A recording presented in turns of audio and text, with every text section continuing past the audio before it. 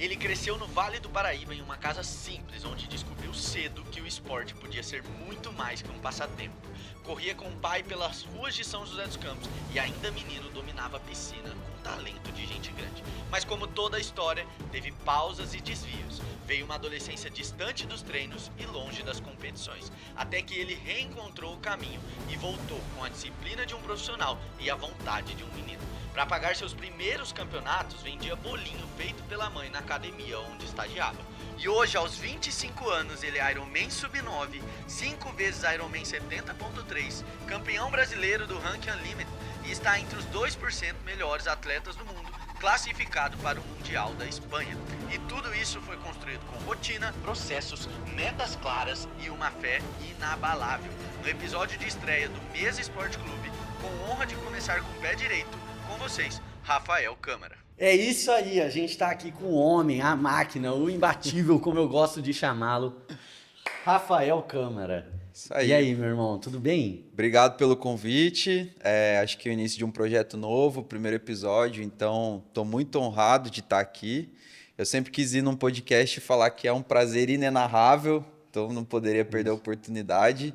E agradeço muito aí o convite e espero deixar algo positivo para todo mundo que vai acompanhar esse bate-papo nosso hoje aí. Top demais, mano. Não podia ser diferente. Tinha que ser você aqui no primeiro episódio. Animal. Tamo junto. Porque a gente vai contar muita experiência aqui. Vocês já podem ver pelo cenário que tem muita coisa para falar. Aliás, o cara é um triatleta sub-9. Vocês viram aí pela introdução. Mas antes de começar esse bate-papo com o Rafa, eu preciso agradecer os nossos queridíssimos patrocinadores que você já conhece do Mesa de Negócios. Eles continuam com a gente aqui. Então, tudo que vocês estão vendo aqui acontecendo, cenário, estúdio, depois o Rafa pode falar um pouquinho também de toda a nossa estrutura. Ela é feita pela M Dias. Então, se você precisa de algo relacionado à produção audiovisual, marketing e comunicação, a M Dias é a empresa certa. E também, claro, a JP Contabilidade. O João não vai estar aqui nesse programa, porque esse programa é um programa que é um sonho do meu coração, Rafa. Então, o João, nosso host favorito, vai estar lá no Mesa de Negócio sempre e eu vou convencer ele a abrir outro programa aqui só dele também. E, claro, para falar aqui, a nossa patrocinadora oficial desse programa, a Baila Brasil, que agora que você está assistindo esse episódio, já está disponível no nosso site, bailabrasil.com ou .com.br. Você pode acessar lá e todos vocês, a nossa audiência, tem aí um desconto de 10% usando o cupom MEC10, MEC10 do Mesa Esporte Clube. Curtiu? Pô, testado e aprovado. Aprovado, né? A gente vai falar também um pouquinho disso. E antes de começar, Rafa, já que eu falei da nossa patrocinadora, show. Eu preciso deixar o meu presente aqui com você da Baila Brasil. Aí sim, hein? Que... Poxa, posso abrir? Pode, claro. É uma camiseta, assim, você já usou, né? Já usei. Tá ganhando. Daqui a pouco seu guarda-roupa é só Baila Brasil. Amém. Mas aí uma camiseta aí para atletas de alta performance, né? Pô, respirável, tecnológica, com muita tecnologia e performance aí para você, principalmente você, né? Que não ficou contente de praticar pratica 3 ao mesmo tempo, né? Não dava para ser ruim só em um, eu tô tentando ser ruim em 3. É isso aí, mano. E aí, você, o que você trouxe pra gente? Bom, então, o Leandro me mandou mensagem, me convidou para estar aqui e disse que gostaria que eu trouxesse algo do triatlon, algo que eu usei ou algo que eu tenho o costume de usar, que pudesse recordar quem eu sou, para que fizesse parte aqui do cenário dos próximos episódios, né? É isso aí. Então eu trouxe aqui um presente para vocês. Pode pegar. Isso. Só que primeiro eu vou querer explicar o que é esse presente. Claro. Então, quem já conhece vai se familiarizar. Isso daqui é uma sacola de transição. É bem comum aí nas provas de Ironman ou provas de outras franquias que tem esse sistema. E como que funciona? No sábado, um dia antes da prova, a gente faz o check-in da bike. Então, você já leva a bike lá para a prova e deixa ela na área de transição. E leva essas sacolas aqui. Essa daqui seria uma sacola da corrida. Então, tudo que eu vou precisar para o momento da corrida tem que estar nessa sacola. Muito bom. E aí, quando o Leandro me pediu isso, eu pensei, vou montar uma sacola de transição para o Mesa Esporte Clube, com algumas coisas que fazem parte aí da minha vida como atleta e que eu queria presentear vocês. Então, eu vou começar aqui. Isso daqui... Já, cara. Trouxe para vocês uma touquinha de natação. Esse aqui é pro cenário ou pra usar pra diminuir meu Não, peso na piscina? cara, se você se comprometer a treinar, eu te deixo usar. Ah, então tá bom. Já vamos começar assim. Aí, galera, ó. Toquinha de natação. Quem disse que eu não tenho a touquinha do Iron Man? Filho? Mas aqui, mais uma coisa que tem na nossa sacola de transição. Esse é o número de peito que eu usei ao contrário. Opa. Boa. No Ironman 70.3 Aracaju, que foi a prova que eu consegui classificação para o campeonato mundial. Então Toma. eu guardei com muito carinho e trouxe para presentear vocês. Isso aqui a gente vai meter num quadrinho bonitinho pra deixar aqui. Ele tá arregaçadinho porque é marca de guerra, né? Marca de guerra, tem Marca jeito. de guerra. Aqui tem significado, senão seria só uma folha. E aí eu trouxe para vocês 3 adesivos. Então aqui tem 2 adesivos do Godoy, que é o meu preparador físico, centro de treinamento onde eu treino, para presentear vocês. E esse carinha aqui é um adesivo AWA Gold. Que a gente vai contar essa história aí. Posso falar já ou a gente fala depois? Não, vamos falar depois. Essa aí é Então, spoiler pro... Esse é um presente aqui pro Mesa Esporte Clube, um adesivo do AWA. E vocês vão entender por que é douradinho assim. É porque são poucos, tá? Não é pra todo mundo isso aqui, não. Aí aqui tem também na nossa sacola de transição uma toalhinha, que é bem importante. E essa toalhinha é personalizada, tem o meu logo. O logo aqui que eu carrego com bastante orgulho.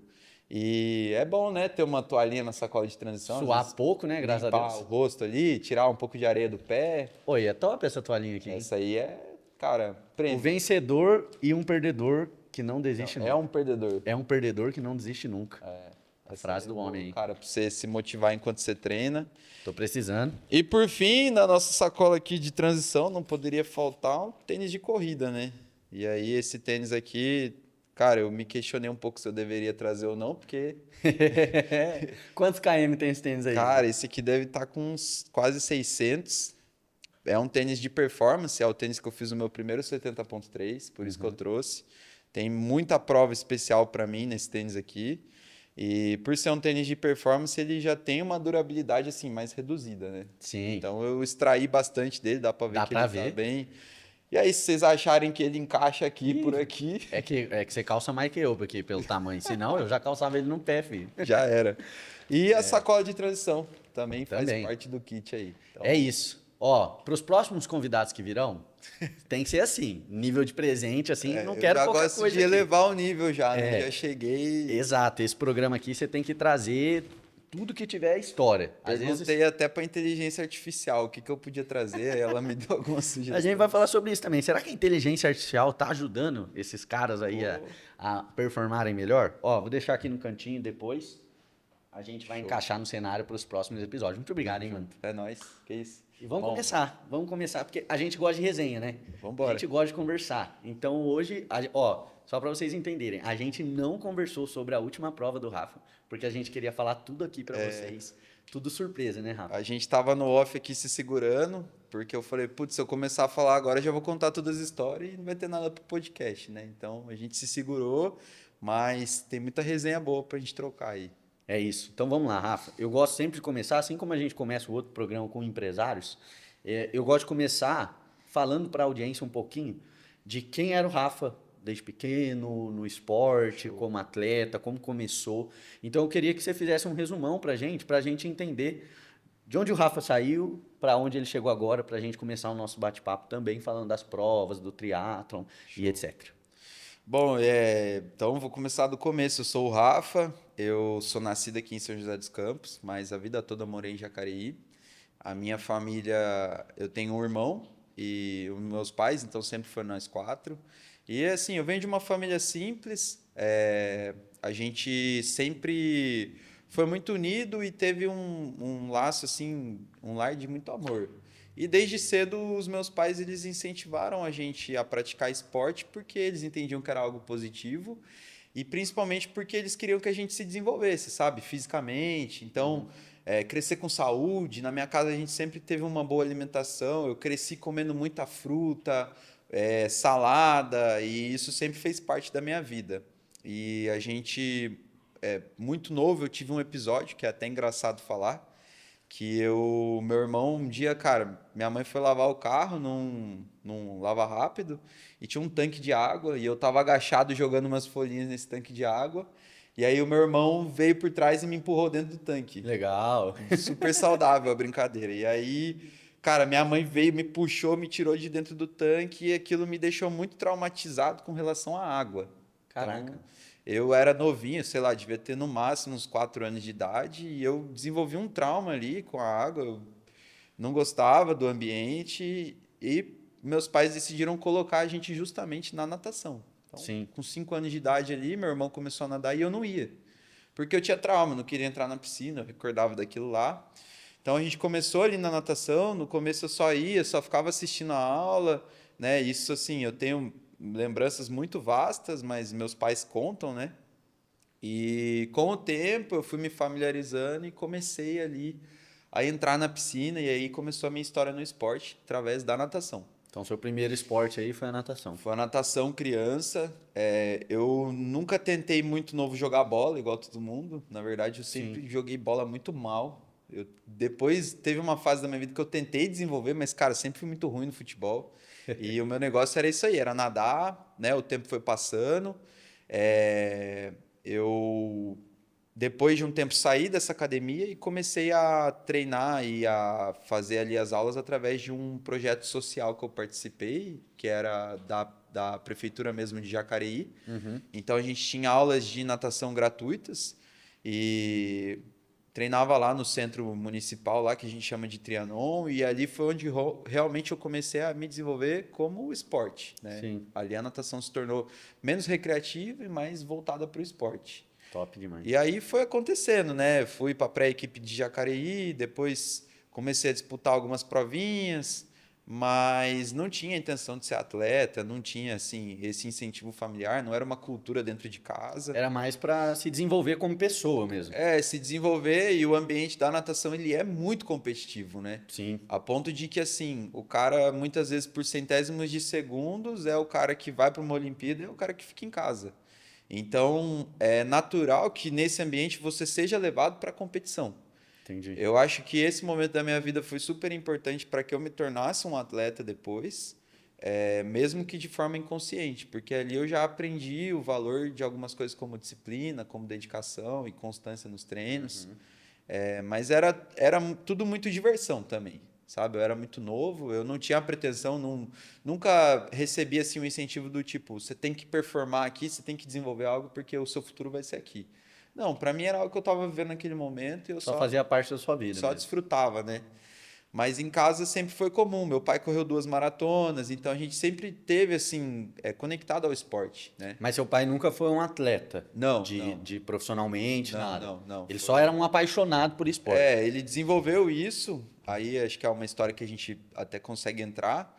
Mas ele desenvolveu isso por conta de um projeto dentro da empresa que ele trabalha, que incentivou ali os funcionários a principalmente prática de corrida de rua. E aí foi o meu primeiro contato com a corrida de rua. E nessa época eu já estava ali com meus 11, 12 anos. Essa época foi a época que eu estava deixando a natação. Então a gente começou a crescer, eu e meu irmão nadava comigo, mas a gente começou a crescer. E aí, muito compromisso de escola, a gente sempre teve uma vida muito ativa na igreja, então os compromissos sociais ali foram tirando a gente dos treinos. Aí teve também alguns conflitos lá desse projeto municipal e a natação foi se encerrando na nossa vida. E aí o meu pai começou a desenvolver essa questão da corrida e desde criança a gente já participava com ele. Então, para mim era muito comum o ambiente da corrida, eu me sentia muito à vontade, né? Eu gostava muito e no fundo eu olhava aquilo e pensava, pô, um dia eu vou ser um corredor. Porque eu tô aqui, vejo meu pai correndo, vejo as pessoas correndo, eu gostava do ambiente, da música, das pessoas acordando cedo e já há muitas corridas que aconteciam aqui em São José dos Campos, então eu tenho lembranças assim antigas de corridas que acontecem até hoje, sabe? Que legal. E corridas que hoje eu participo. Então isso é bem bacana de lembrar. E eu e meu irmão a gente gostava de estar junto. A gente era pequeno, não ficava sozinho em casa, então meus pais acordavam, a gente arrastavam. Mas a gente se divertia, tinha uma câmerazinha velha, né? Tipo TechPix da vida, assim. E a nossa diversão era ir na corrida com meus pais para poder filmar a chegada.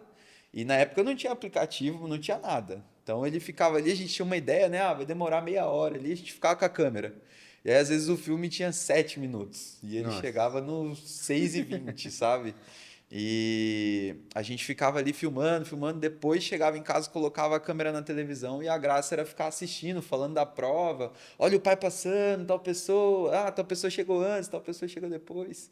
Eu acho que tudo isso foi já plantando a semente no meu coração, né? Muito legal. E o legal que você falou agora é que a empresa incentivava ele. Exato. E aí mostra muito o significado desse programa aqui, né? Como os negócios se conectam com o esporte de uma forma muito forte e um precisa do outro. Exatamente. Porque o esporte precisa da iniciativa privada, os atletas e tal, e as empresas, quanto mais pessoas praticando esporte, melhor performance, produtividade, etc. Né?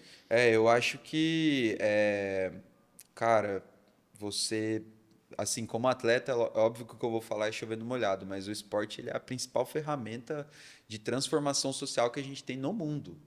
A capacidade que o esporte tem de transformar a vida de alguém, ela é absurda. Eu sou prova viva disso, né? A minha vida foi completamente transformada pelo esporte, porque mesmo que assim eu tenha crescido nesse ambiente, fui uma criança que veio da natação, depois eu tive um período que eu tentei muito jogar futebol, eu me dedicava muito, treinava muito. Você tem cara que não mandava bem. Cara, não é mal demais. Tipo assim, você perguntava pra mim qual que é a sua posição. Na época eu jogava salão, eu era fixo. E aí você vê que se o cara já tá indo pra trás, né? Já sabe, né? Já não tem muita habilidade, só entra pra rachar. É isso mesmo. E aí depois do futebol eu tive essa convivência no ambiente da corrida, apesar de não correr nessa época.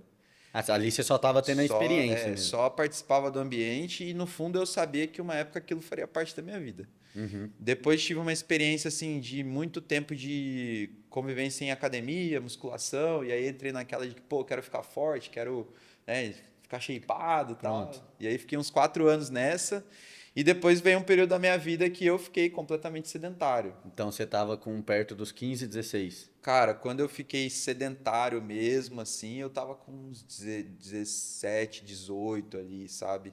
Entendi. Você perdeu uma fase boa, então, Foi. como atleta, assim? Foi. A época dos 17, 18 é boa. É até engraçado, porque a gente fala muito que o triatleta que começa a nadar velho, ele sofre muito na água, né? E aí eu venho com essa história de que, puta, eu nadei criança. E aí todo mundo pensa, nossa, cara, deve nadar muito. Mas esse tempo que eu fiquei sem nadar já foi o suficiente para fazer eu regredir tudo, entendeu? Porque então... o esporte, a gente que leva o esporte como hobby, a gente vê, né? A gente fica uma semana sem ir treinar.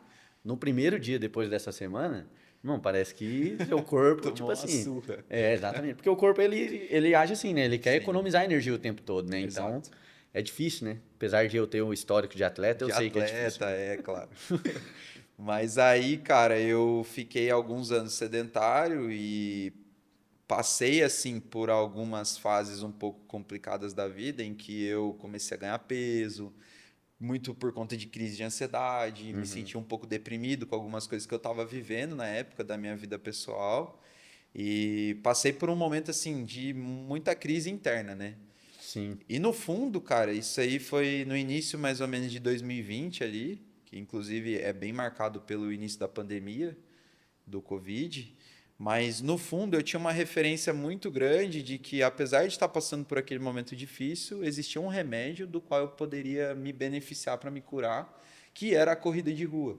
Legal. Porque eu já tinha visto ela fazendo isso dentro de casa. Sim. Né? A corrida foi um remédio na minha casa, porque os meus pais atravessavam uma fase um pouco complicada, não do relacionamento, assim, mas assim, no contexto pessoal mesmo, de vida.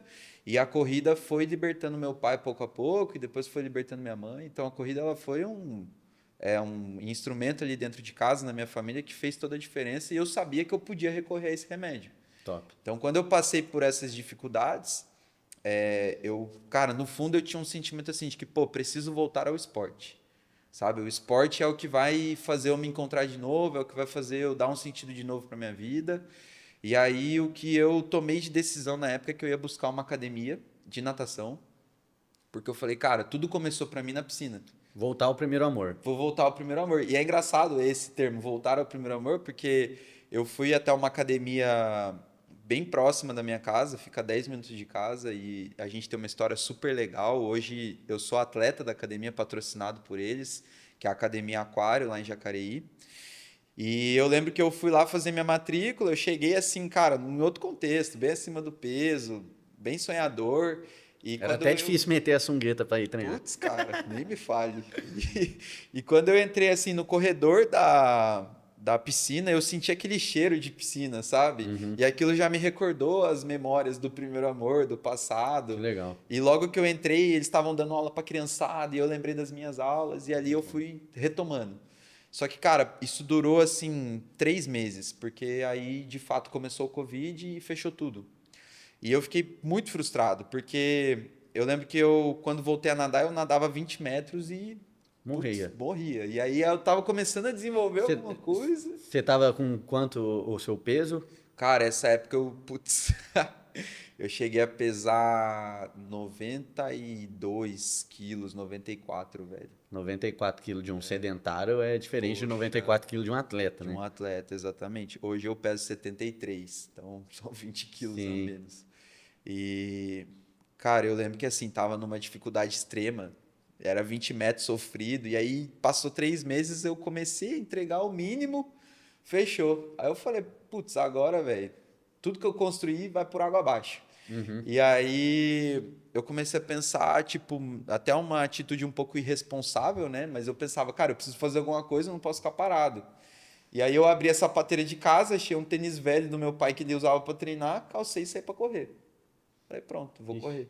É isso. Sem amortecimento, Não, sem só nada. foi assim. correr. Cara, ele só tinha o histórico, né? Sim. E aí igual esse aqui que eu trouxe para vocês, só tem o histórico, que hoje em dia não faz mais nada. E aí eu saí para correr e, cara, no começo era uma volta de 3 km no quarteirão que eu caminhava e era difícil, e aquele difícil foi melhorando, aí, cara, as coisas foram acontecendo e eu me apaixonei perdidamente pela corrida, sabe? Isso a gente tá falando, você tava com 18 anos, Não, 19. essa época eu já tava ali, eu já devia estar ali por volta dos 20 anos de idade. Então foi ali em 2020, mais Exato. ou menos. Pré-pandemia. Pré-pandemia. Legal. Quando a pandemia iniciou, a academia fechou e eu comecei a correr, porque eu falei, não posso perder, cara, eu preciso tentar manter o mínimo, e aí comecei um outro esporte. Por isso que eu falo, um pouco irresponsável, né? Saía de casa para treinar, e aí às vezes saía de máscara, aí tirava a máscara, respirava um pouco, colocava de novo. Sim. Mas, Mas os esportes ao ar livre cresceram muito nessa época também, né? Por Muito, conta disso, as academias fechadas, aí naqueles primeiros momentos, pode praticar se for ao ar livre e tal. Exato. Então rolou isso, né? E fez crescer muito. Corrida, esporte de areia cresceu muito nessa Sim. época também. eu acho que a pandemia, poxa, é um momento triste como humanidade no contexto geral, mas se a gente olhar o copo meio cheio, ela trouxe algumas coisas que foram boas, né? Pra área da saúde, principalmente. Principalmente. Cuidado pessoal ali, né? E aí eu fui assim, cara, pouco a pouco me apaixonando, né? Só que eu era meio maluco, eu queria correr cada vez mais, e aí eu corri 5, eu queria correr 8, daí eu corri 8, eu queria correr 10, e aí 12, 14, até que eu meti uma meia maratona um dia. Na verdade, eu saí para correr 21 e não consegui, eu corri 18. E aí, num pace de 6:20, né? Pô, pace de corredor isso aí, viu? E os caras, tipo, a galera olha hoje em dia, né? Poxa, resultado que você tem, mas não vê que é uma construção, né? Uma construção. Não, hoje a gente passa muito por isso, né? Principalmente a gente que leva o esporte como um hobby, assim. Por exemplo, eu corri a corrida de 10K que teve aqui e tudo, né? Aí eu abaixo de 1 hora, preciso fazer abaixo de 1 hora e tal. E aí, tipo, eu fiquei parado um tempo, casei e tal. E aí, voltando agora, aí eu vou correr 3 km num pace de 6,5. Só que quando dá comparação de ficar te seguindo no Instagram, é um problema, cara. Aí eu fico, caramba, 6,5 meu pace, os caras correm 4. Aí, às vezes, joga, não, vou dar um gás aqui pra ver se eu consigo fazer, sei lá, 500 metros em 4 pra ver. Mas é complicado, né, cara? É uma. Porque a gente acha que 6 é um pace muito alto, mas na média é um pace ok pra Sim. quem leva o esporte ali como hobby. Eu sempre gosto de falar, né? Igual agora eu tô voltando aí, faz uma semana que eu fiz o Ironman Brasil, o maior desafio esportivo da minha vida até hoje. Entreguei uma performance que eu sonhava em fazer, que a gente construiu por meses. Mas aí você me pergunta, qual a diferença de mim, que fiz 8 horas e 57, para um cara que fez 16, 17 horas? Cara, nenhuma. Né? Cada um tava ali no seu desafio pessoal. Sim. Então, eu acho que essa tem que ser a busca do esporte. Você precisa ser melhor do que o cara que você foi ontem. né? E esse era o meu É pensamento. contra você mesmo, né? Principalmente o esporte individual, né? Como a Exatamente. natação, corrida. Natação, corrida, bike. E uma coisa que eu fiz por muito tempo era abrir esses registros antigos, porque na época eu corria com um aplicativo que chamava Runtastic, que hoje em dia nem tem mais. Nem tem mais. Hoje em dia ele foi comprado por uma marca e eu tenho histórico ainda das corridas lá. Então, por da muitas hora. vezes, eu gosto de abrir isso e olhar, sabe? Tipo, para lembrar da trajetória, da jornada. Muito bom. E recordar que, cara, é um processo de construção, né? Se eu quero buscar a performance, eu vou ter que passar por um caminho ali que talvez não vai ser tão fácil. Mas acho que o principal disso tudo é o desafio pessoal, a superação e aquilo te fazer melhor fora do esporte, sabe? Entendi. E aí, beleza. Então, natação, desde muito novo, volta, o primeiro amor. E aí a corrida vem por conta desse momento da pandemia, também da lembrança que você tinha Exato. do seu pai. E aí, não satisfeito com dois, você inventou o terceiro. Exato. Como é que a bike entrou na sua vida? Cara, e aí, putz, essa história é legal e pra gente falar dessa história, a gente tem que voltar um pouquinho na época que o meu pai correu a primeira maratona dele, que foi a maratona do Rio. E eu lembro que a gente viajou pro Rio, foi a primeira viagem que a gente fez em família. E a gente viajou pro Rio e passou assim uns 4 dias lá, foi super legal, conheci o Rio de Janeiro e tal. E o meu pai correu a maratona do Rio e a gente escutava nessa época muita história, né? Então, por exemplo, lendas de maratonistas. Pô, o quilômetro 35 é o quilômetro que tem um paredão e se você passar lá, meu, você vai passar e você vai completar, sabe? Pode crer. E eu lembro que a gente foi, meu pai largou muito cedo, não, numa parte, eu não lembro como que era a dinâmica, mas você largava num trecho e terminava em outro. E o final, se eu não me engano, no aterro do Flamengo. E aí a gente foi direto pro Flamengo encontrar ele no final, ele foi antes, né? E aí a gente passava pelo quilômetro 30 e pouco lá e eu via os caras correndo, tipo assim, numa situação que eu falava, meu Deus do céu, esse cara tá, tipo, à beira da morte, sabe? Desidratado e tentando e lutando. E eu falava, meu, fazer uma maratona é uma coisa muito difícil, cara. Sim. Tipo, é muito absurdo fazer uma maratona. E aí meu pai fez, chegou, foi muito emocionante e a gente foi embora para casa. E eu tenho a lembrança muito viva assim desse momento com meu pai e a gente conversando sobre a maratona, tudo, e eu falei para ele, pô, pai, correr uma maratona é uma coisa assim insana, porque eu tinha a lembrança desse cara que eu vi no quilômetro 30 e pouco se arrastando. E eu falava, putz, meu pai é muito guerreiro, cara, olha o que ele fez. E eu falei isso para ele, né? E aí nesse dia ele me falou assim, pô, a maratona é difícil, tudo, mas tem uma coisa que é mais difícil que os caras estão fazendo já, que é uma prova que você nada, e aí depois de nadar você pedala muitos quilômetros e no final disso tudo você corre uma maratona. Seu pai jogou uma sementinha ali. Jogou, e aí ele falou assim pra mim, é o tal do Iron Man, são os homens de ferro, as mulheres de ferro. E aí eu falei, caraca, velho. Só que eu vi que o meu pai admirava a parada. Aham. E aí eu pensei assim, pô, se o meu pai, que é o maratonista, que fez a maratona, acha essa parada difícil, meu, é essa parada que eu tenho que fazer. Sim. Porque, tipo, meu pai já zerou, ele já fez a maratona. Sim. Então agora eu tenho que representar, né? Tem que subir o nível. E aí cara, nesse dia eu tomei a decisão de que em algum momento da minha vida eu seria um homem de ferro. Eu seria um Iron Man, sabe? Então, eu não sabia o que era, não sabia como, mas eu tomei a decisão de que em algum momento eu faria isso.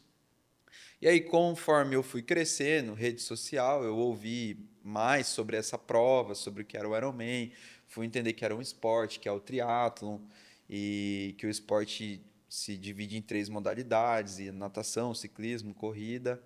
E quando eu comecei, que eu retornei os treinos de natação e comecei a correr, eu vi que eu estava muito próximo de fazer um triatlon.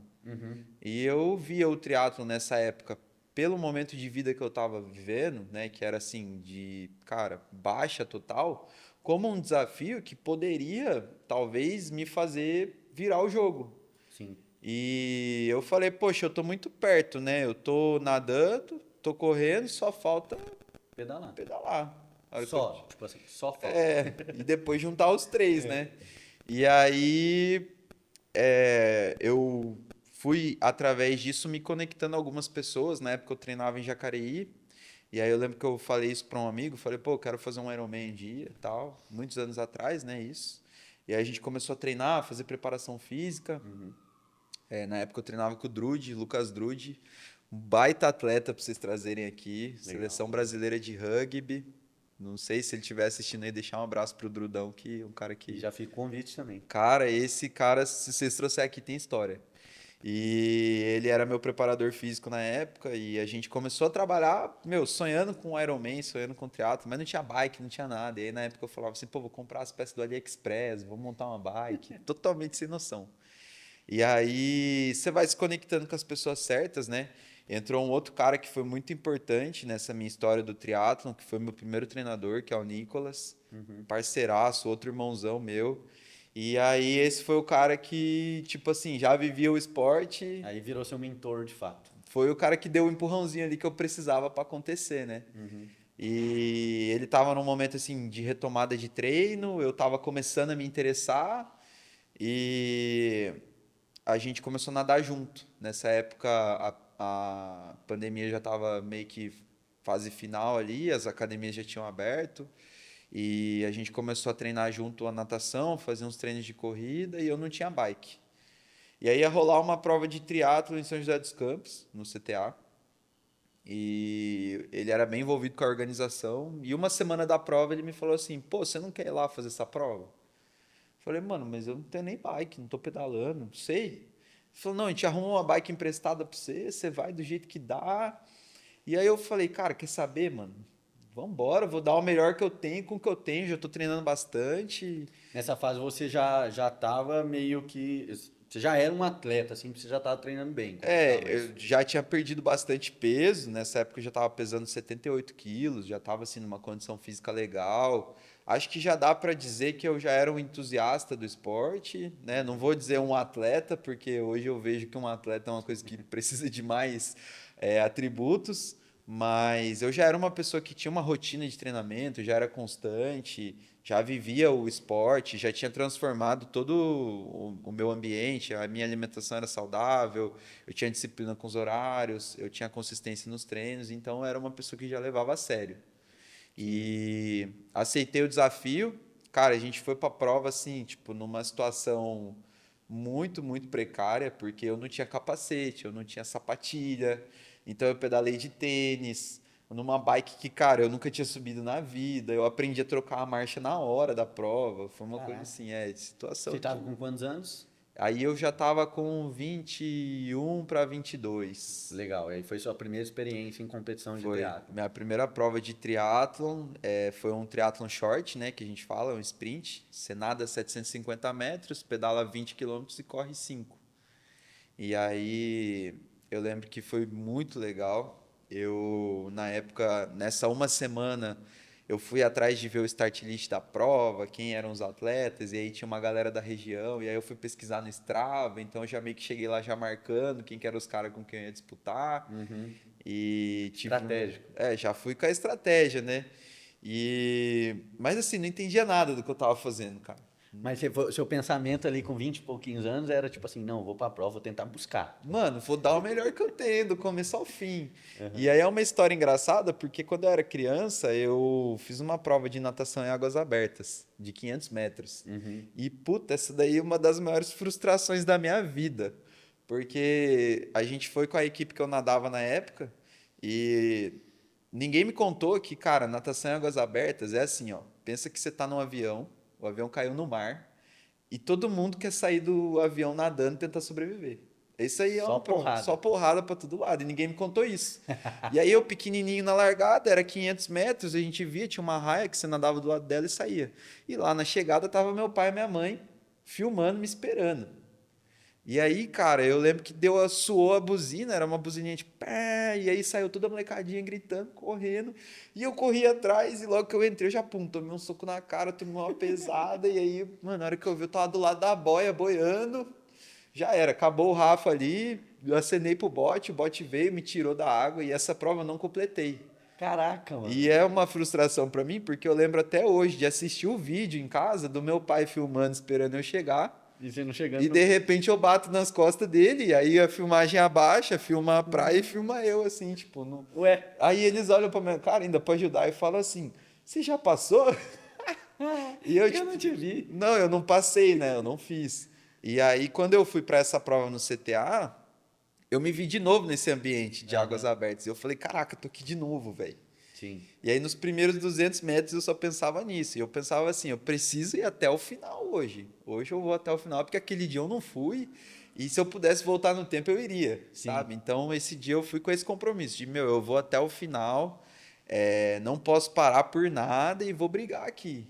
E aí eu lembro que eu nadei, nem sei como que eu nadei, saí da água, peguei a bicicleta, saí pedalando e depois saí para correr o que deu. E os caras que competiam mais tempo olhando assim, ixi, um maluco doido. Doidão, Uma barra cara. forte ali, não? É tipo isso. Mas assim, foi uma experiência animal. Eu saí de lá com a certeza de que eu queria fazer aquilo muitas vezes mais, sabe? Você considera que essa prova aí foi a virada de chave no sentido de tipo assim, cara, é isso que eu quero pra minha vida? Não, não, não. Não, Isso ainda não. ainda não. Isso veio um pouco depois. Eu acho que é uma decisão muito séria.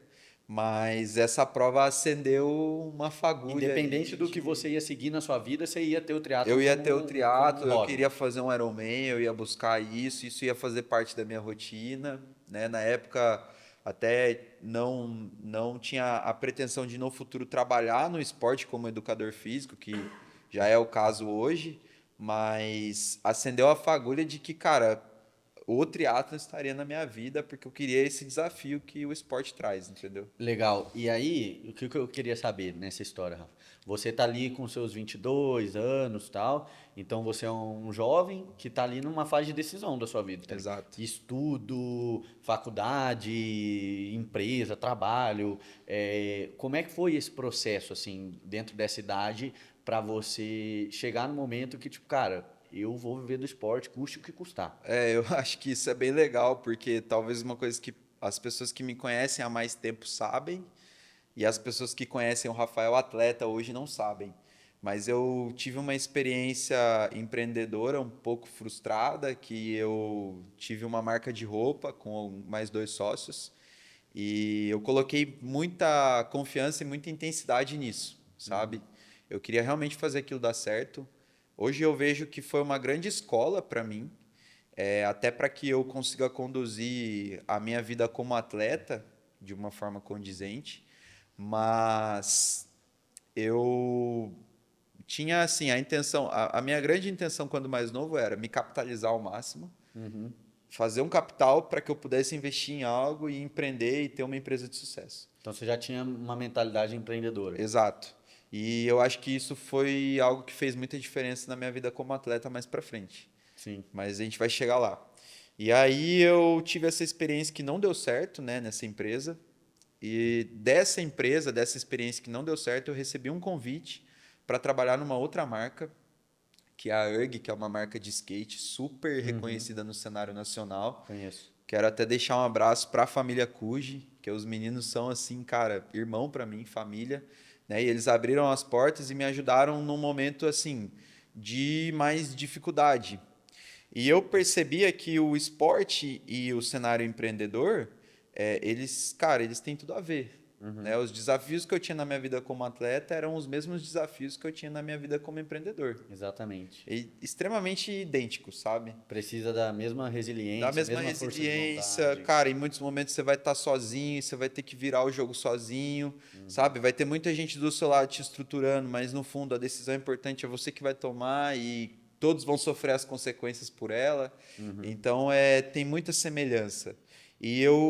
O esporte ele começou a se tornar uma forma de tipo assim, eu ia para o esporte, agregava conhecimento, experiências e transformava elas para minha vida profissional. Até na URG, o episódio que eu tive de trabalhar com eles, eu tinha muita liberdade de tanto criativa quanto da minha função ali dentro da empresa. E isso era uma coisa bem bacana. Só que assim, a gente foi ali com o tempo vendo que o esporte ele meio que começou a se tornar o protagonista da minha vida. Entendi. Sabe? Então, eu não tinha a pretensão de ser um atleta, mas o esporte começou a se tornar a prioridade para mim. Então, eu tinha algum compromisso profissional, mas eu só dava abertura para aquilo, desde que não fosse atrapalhar os meus treinos, ou de que não fosse atrapalhar a minha vida no esporte. Aos poucos você foi colocando o esporte no primeiro lugar, né? Invertendo os papéis, né? E só que aí tinha esse questionamento, né? Pô, como que eu vou fazer algo que no nosso país não é culturalmente bem visto? Se a gente for olhar para o esporte no Brasil, o que dá muito retorno é o futebol. Sim. E mesmo assim, eu acho que é um pouco ignorante falar isso, porque, cara, o futebol é 1 em 1 milhão que dá certo. Exatamente. Né? Muitos sonhos ficam pelo caminho. Meu pai trabalha com futebol, né? E aí a gente vê que, assim, a grande maioria, assim, 90 e poucos por cento, tem um estudo que fala Sim. isso, o jogador que ganha um salário mínimo e vive ali da paixão na esperança de se tornar um cara de Série A e etc, né? Então, Exatamente. não é tão reconhecido, porque o que a gente vê na televisão é muito forte, né? Sim. Mas eu tinha esse questionamento, entendeu? Como que eu vou viver disso? E no fundo eu já tinha essa vontade, porque, cara, era muito prazeroso. Eu percebi que o melhor momento do meu dia era quando eu estava treinando. E o pior momento era quando eu estava fazendo qualquer outra coisa que não fosse treinar. Entendi. E eu comecei a me questionar. Foi quando eu tomei a decisão de ingressar na faculdade de Educação Física. Porque eu falei, pô, se eu não conseguir ser um atleta, pelo menos eu estou conectado ao esporte. Eu vou estar vivendo o esporte, eu vou estar trabalhando com o esporte. Então, comecei ali a estudar, a fazer a faculdade. Isso foi em 2022, metade do ano. Eu entrei no primeiro semestre, já no segundo semestre de 2022. E aí comecei a estudar. Nessa época, a minha vida como entusiasta de triatlon já estava assim, um pouco mais evoluída. Então, eu já tinha feito outro sprint, que foi uma segunda prova que eu fiz, e já estava treinando para o meu primeiro triatlon olímpico. Legal. E que aí já é o dobro da distância, né? E aí eu, cara, comecei a perceber que eu precisava estar mais vinculado ao esporte, que lá na marca eu já não estava conseguindo fazer com a mesma dedicação. E tive a oportunidade de começar a trabalhar na Academia Aquário, que foi a academia que me fez retornar ao primeiro amor, né? Então, eu saí da marca, me ausentei lá, né?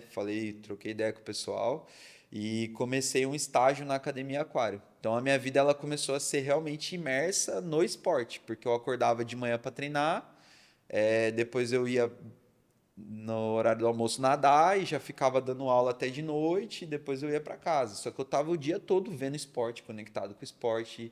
E eu acho que o grande ponto dessa experiência que eu tive na Aquário foi a oportunidade de retribuir o que o esporte fez por mim. Porque aquela experiência que eu tive lá na piscina de ter o trauma, de ter o medo, eu estava ajudando algumas crianças a vencerem a mesma coisa. Então, no estágio, você cuidava ali meio que das crianças, dessas aulas. Dava aula para adulto, mas eram só 2 aulas e as outras 7 aulas que eu dava eram todas aulas infantis. Que legal. E aí eu tive a oportunidade de fazer por muitas crianças o que um dia um professor fez por mim.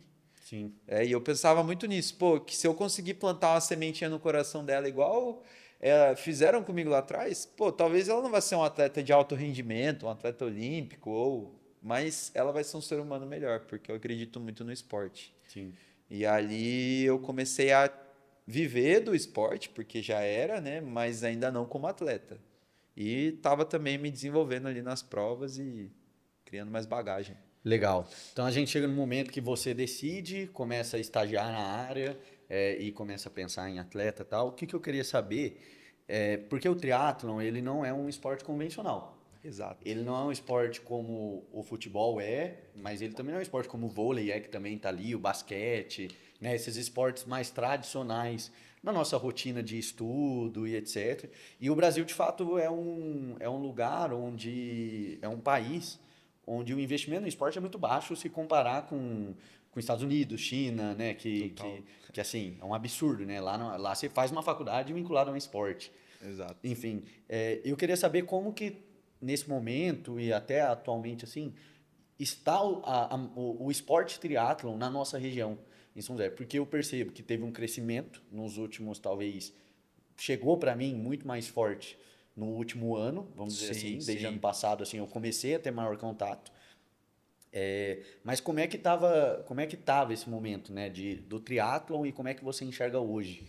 Cara, eu acho que é engraçado pensar nisso, porque hoje a gente vê que talvez o triatlon seja o esporte que mais cresce no nosso país. Não tenho isso em números, mas eu acredito que talvez um dos 3, Sim. se não o que mais cresce.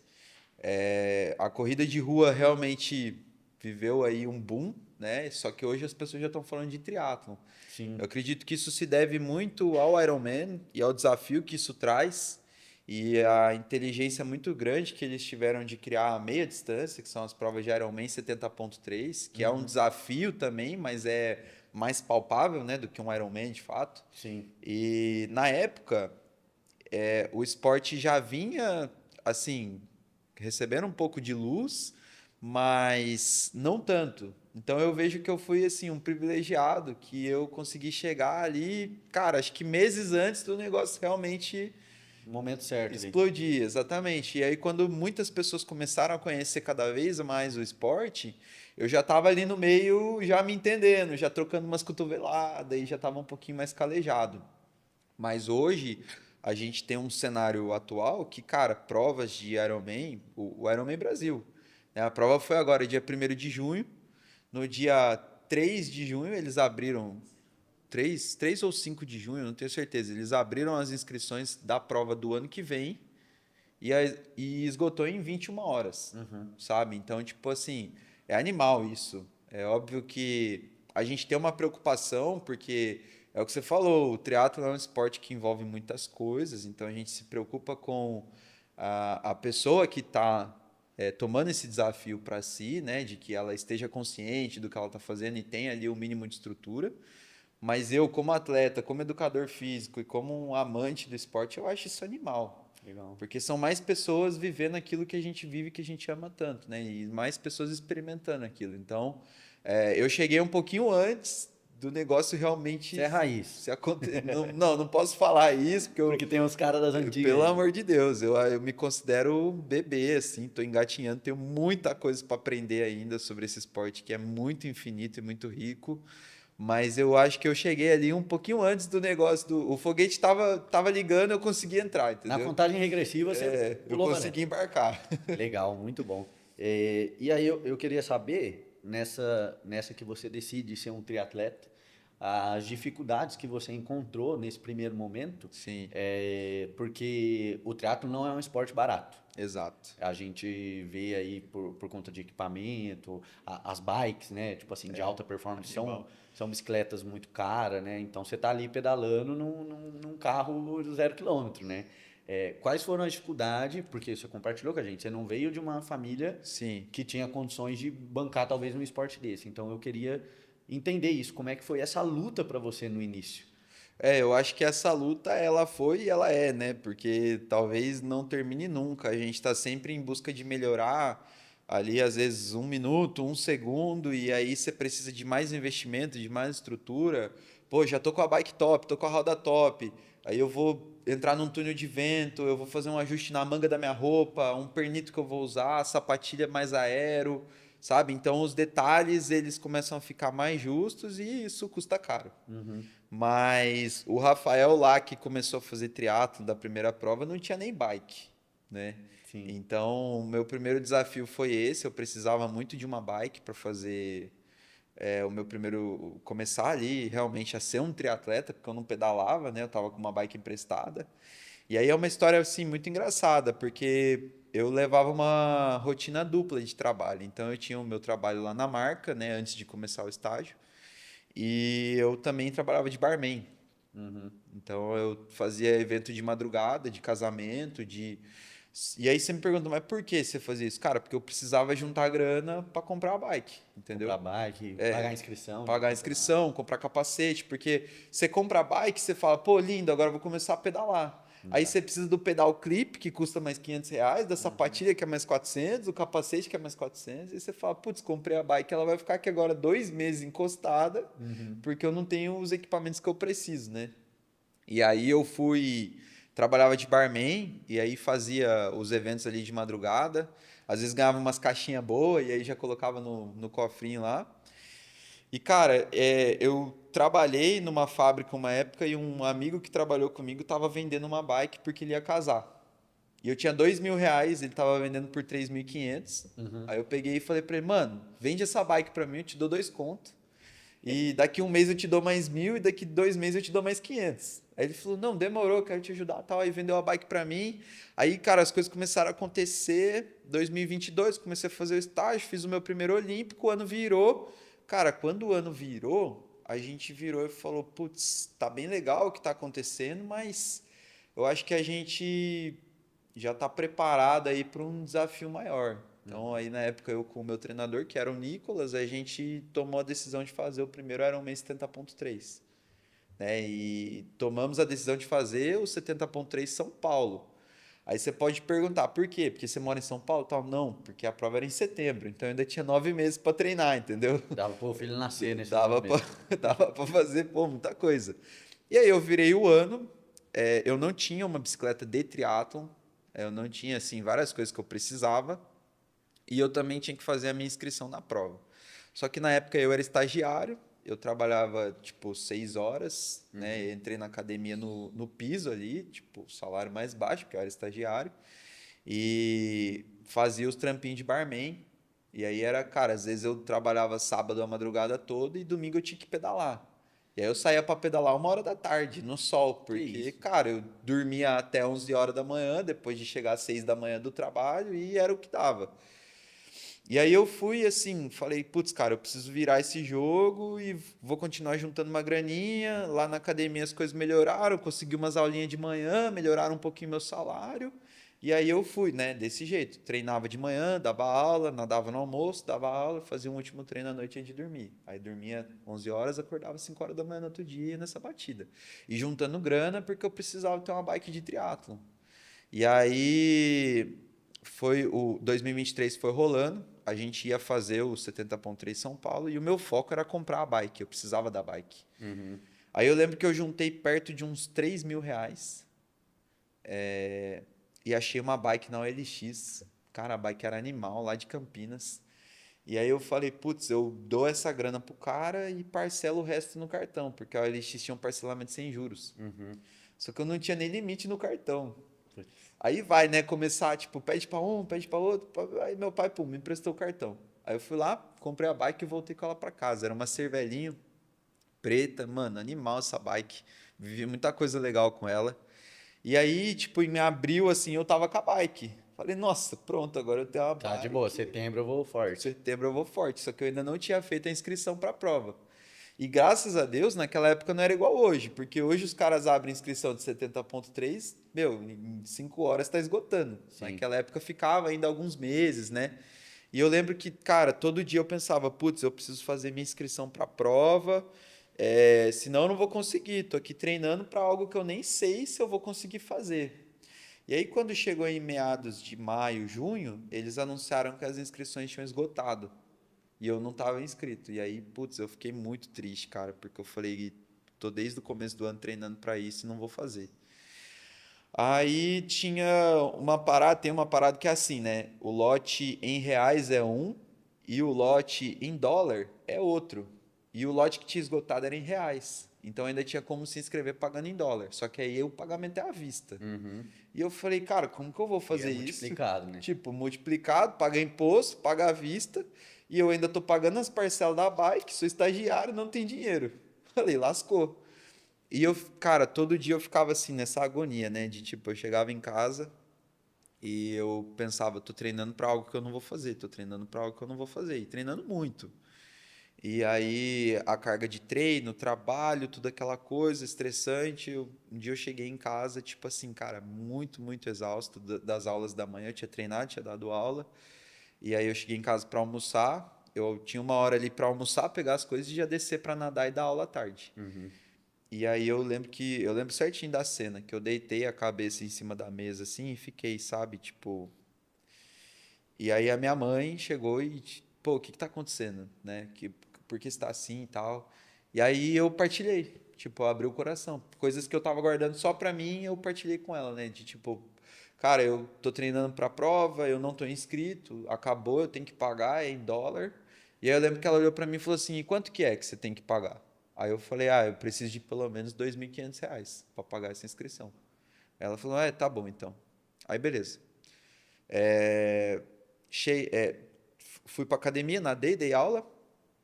E no outro dia de manhã, saí para pedalar, pedalei e já fui dar aula. Aí, cara, eu tô lá dando aula, minha mãe começa a me mandar mensagem. No período da manhã, isso, né? Tô fazendo um negócio aqui, começou a me mandar umas fotos de uns bolinhos, sabe? Um bolinho de cenoura pequenininho. E tô fazendo para você, a gente vai vender isso aqui, é para te ajudar e vamos embora e tal. E eu já fiz tudo. Eu falei, mãe, você tá maluca? Daqui a pouco tô em casa, a gente conversa. Cara, eu cheguei em casa, tinha 13 bolinhos de cenoura, num papelzinho assim pequenininho. Era feinho ainda na época. E só que assim, já tinha uma baita de uma operação por trás, que ela já tinha precificado. Então, ó, custa tanto, vai dar tanto de lucro.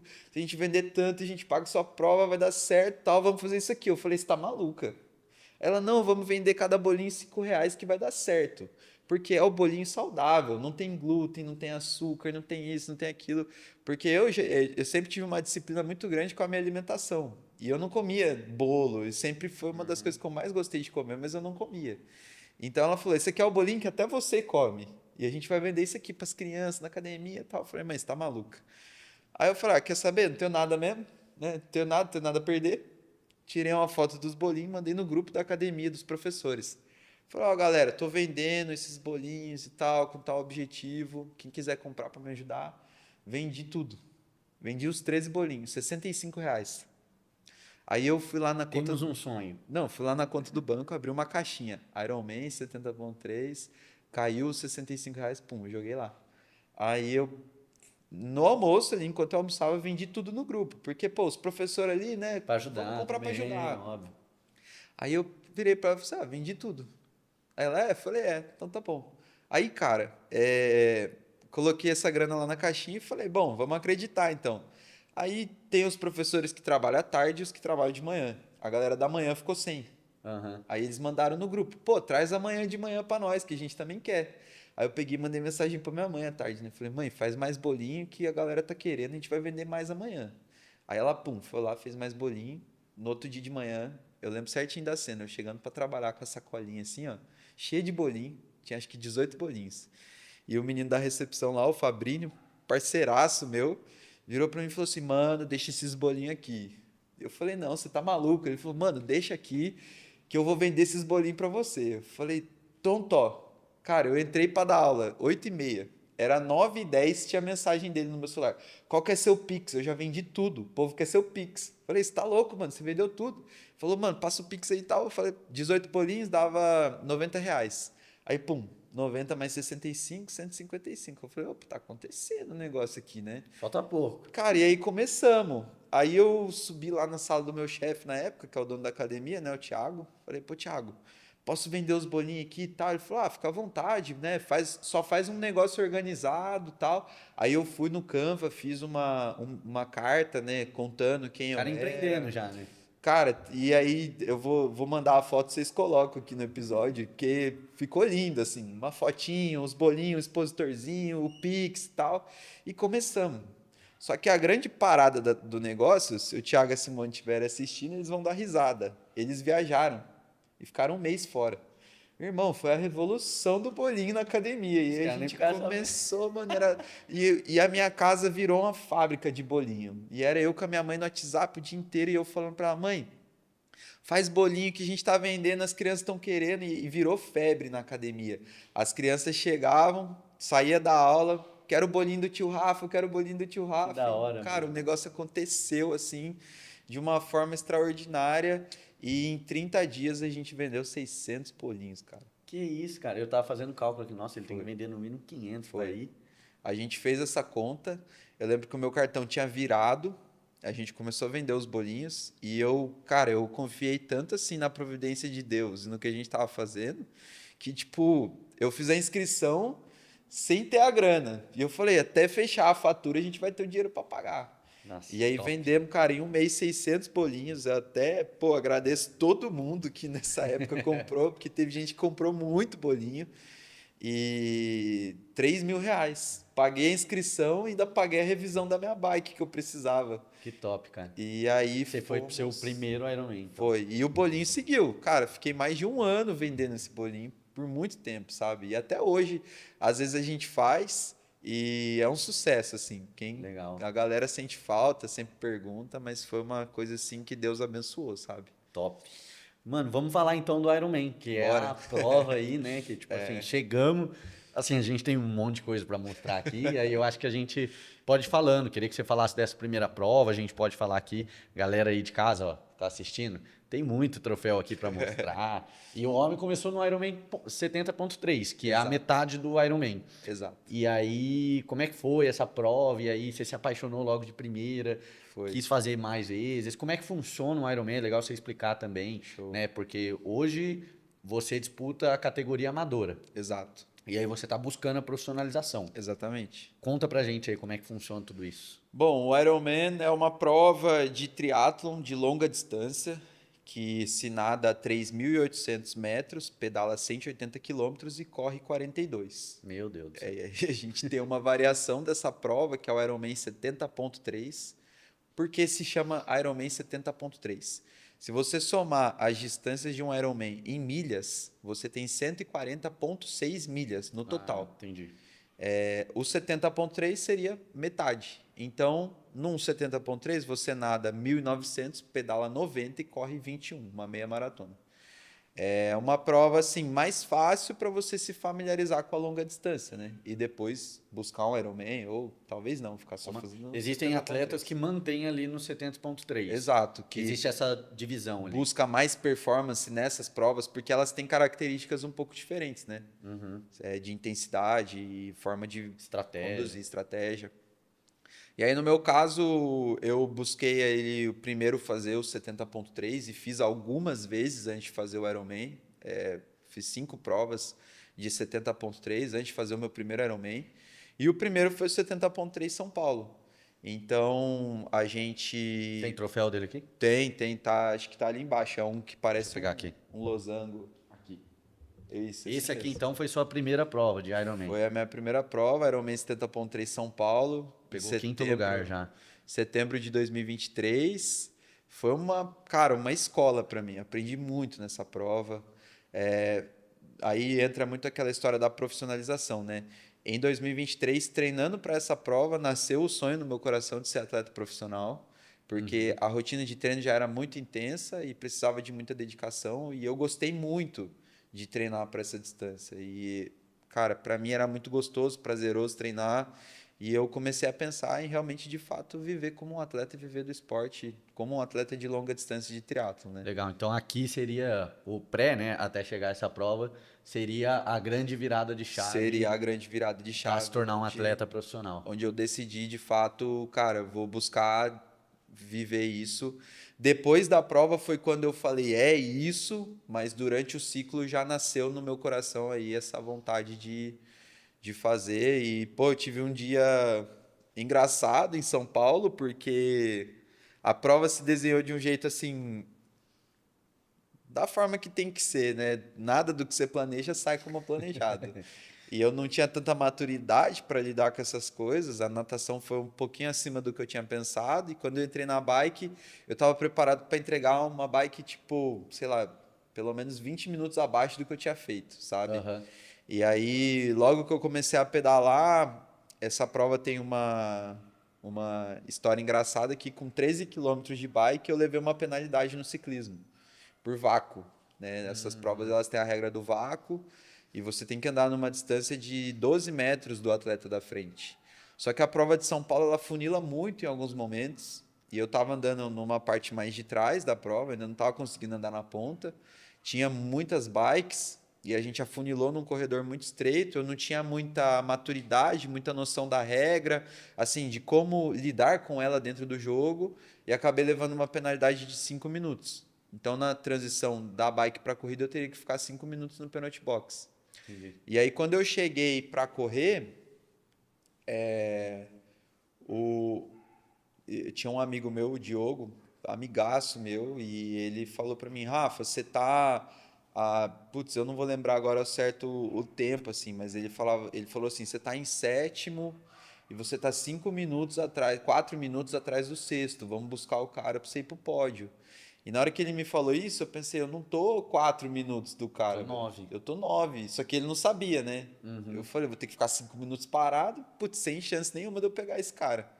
E aí saí para correr. E quando eu coloquei o pé no chão, aquela coisa da corrida, a corrida sempre foi um esporte que, putz, eu tive muito encantamento, eu sempre gostei muito de correr, e aí eu falei, agora é minha prova, eu entreguei uma provaça na corrida. Eu lembro que eu corri os 21 para 1h26 no meu primeiro 70.3. Pô, fiquei muito feliz. E aí, lá em São Paulo, você dá 3 voltas de 7 e a torcida é muito, muito, muito forte lá.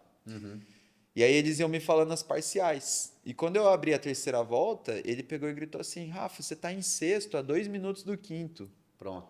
Eu falei, mano, se eu tava a 9 do sexto, peguei o cara e agora eu tô a 2 minutos do quinto, Eu tô forte. tenho 7 quilômetros para tirar 2 minutos do cara. Eu só pensava assim, 2 minutos é 500 metros. Sim. Esse cara tá aqui na minha frente.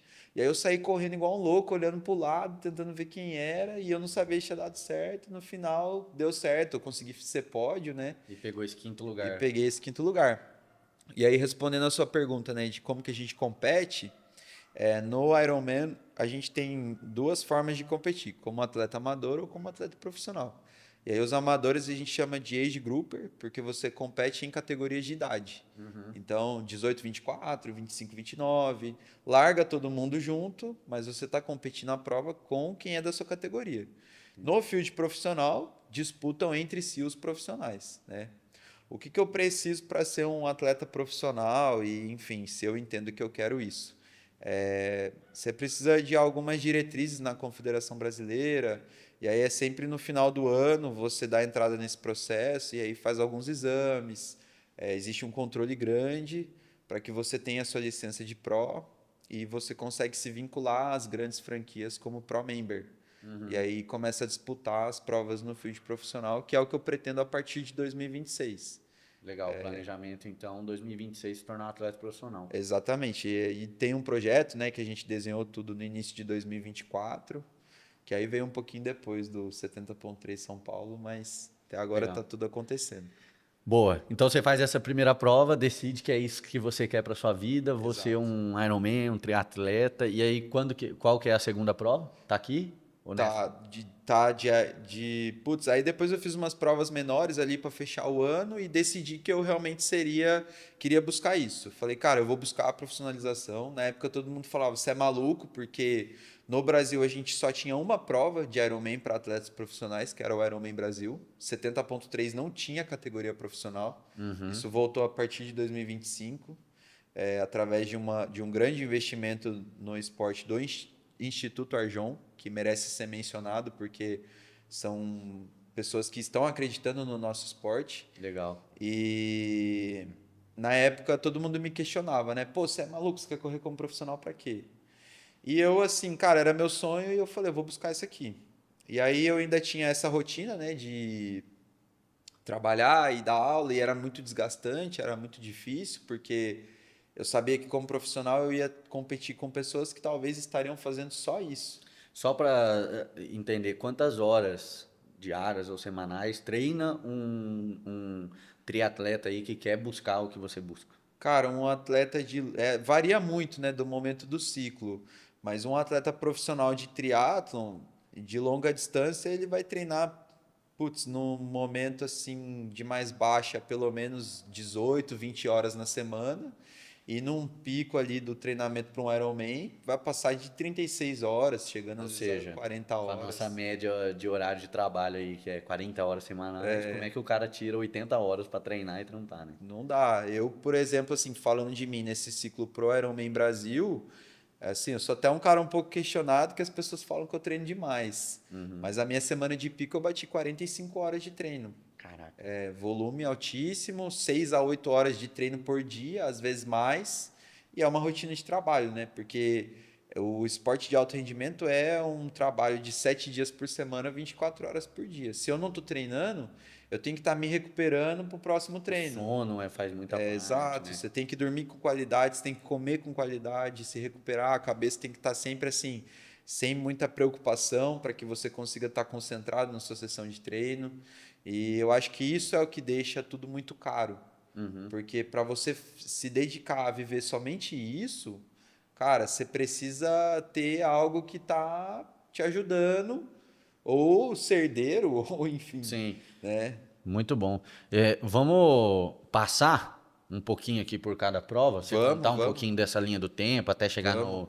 nesse prêmio aqui Show. também, que é importante, até a gente chegar no Iron Full para você contar essa experiência aí que foi Demorou. fantástica, Eu né? vou tentar, então, contar em ordem cronológica e relacionar isso com o momento da carreira que eu estava vivendo na época. Tá bom. Quando a gente iniciou 2024, já tinha essa ideia de ser atleta profissional, e aí foi onde a gente desenhou o projeto. No início de 2024, eles anunciaram que o Campeonato Mundial de Ironman 70.3 de 2025 seria em Marbella, na Espanha. Aham. Então eu vi aquilo no início de 2024 e falei, cara, esse ano é buscar essa vaga.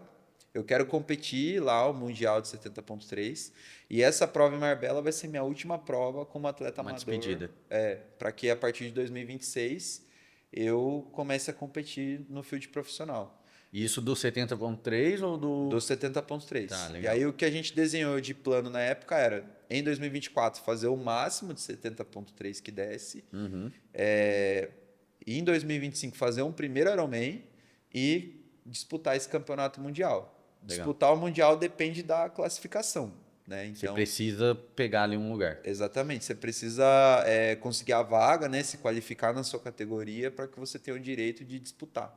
Uhum. E aí a gente definiu então que seria 70.3 Florianópolis em abril, 70.3 Rio de Janeiro em julho e o 70.3 Aracaju em novembro.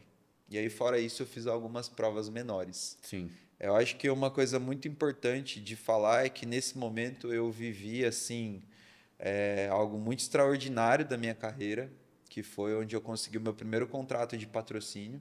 Legal. E muitas pessoas às vezes questionam, né? Como que você tem um patrocínio? Como que isso acontece? Como que você conseguiu? E, cara, eu por muitas vezes passei momentos de dúvida no esporte, que eu me questionava se realmente era isso que eu ia fazer e se realmente era disso que eu queria viver. E nesses momentos que eu olhava e falava, cara, isso é muito difícil, isso é muito distante, eu estou muito cansado, eu estou treinando muito, eu sempre pensava que eu precisava ter muita fé em Deus e fazer a minha parte. E qual era a minha parte? Era treinar. Então, puta, eu tô aqui cansado, cara. E aí, muito questionamento, será que eu faço isso? Será que eu não faço? Pô, viver do esporte. E eu falava, cara, fé em Deus e trabalho, fé em Deus e trabalho.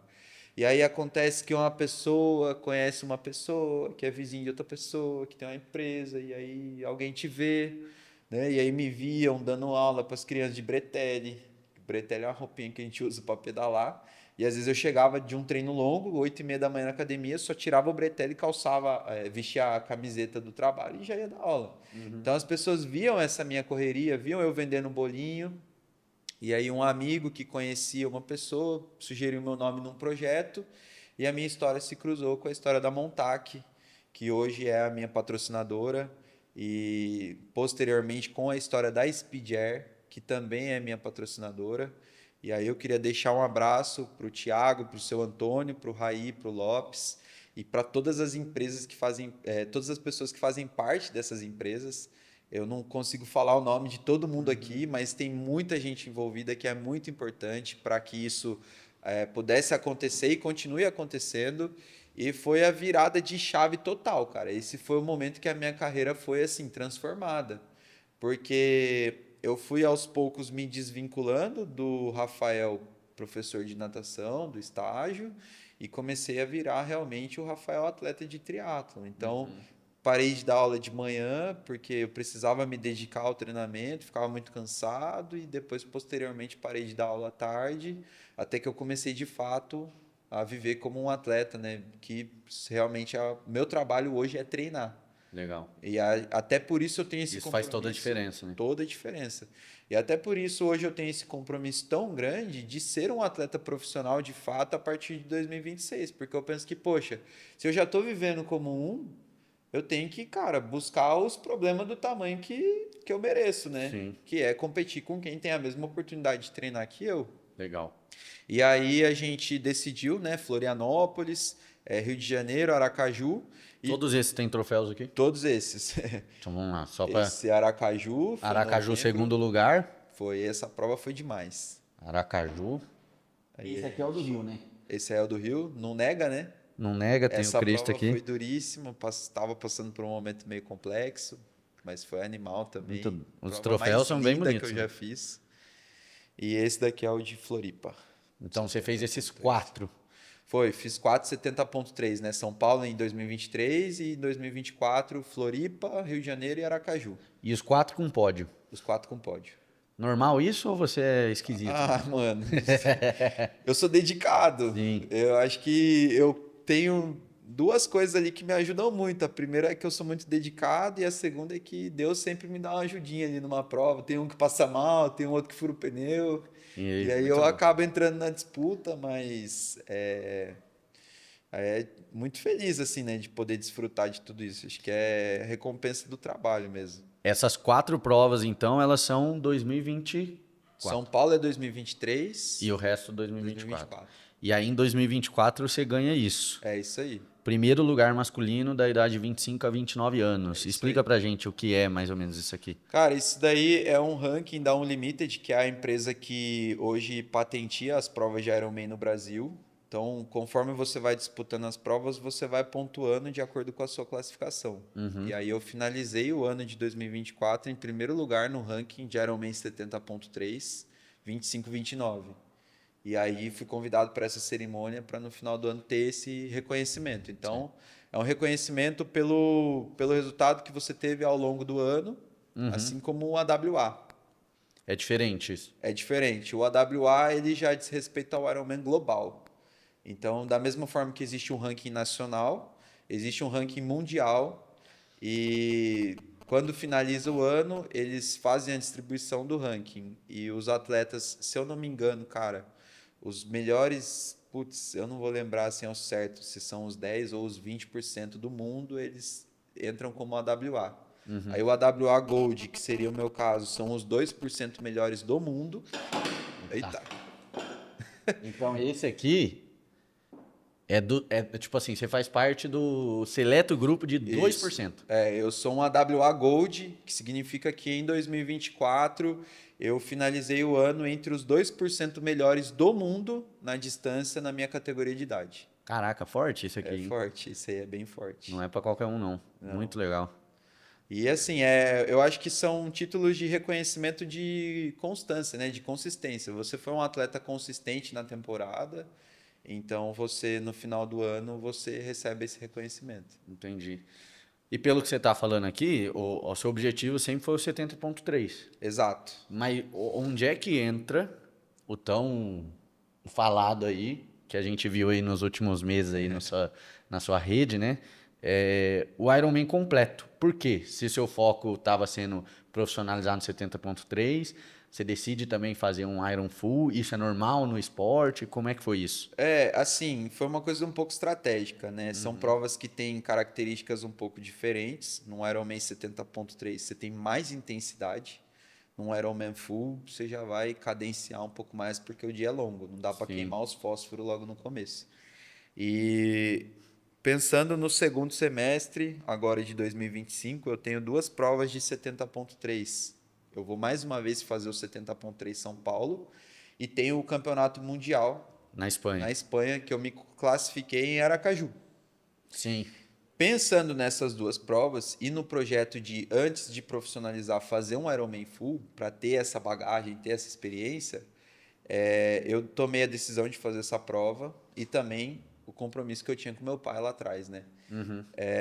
Mas tem um olhar muito estratégico que é passar por um processo de muito volume, de treino mais cadenciado em Z2, que a gente fala, para depois, no segundo semestre, aproveitar toda essa base aeróbica e converter isso em mais potência, mais velocidade.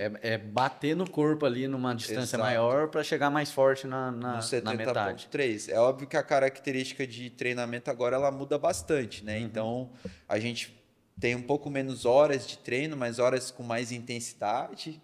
E o objetivo era esse, criar uma base grande nesse primeiro semestre, porque tinha uma prova muito longa, E agora aproveitar toda essa base que foi criada para a gente poder, nessas 2 provas de 70.3, ter o melhor resultado que eu já tive. Entendi.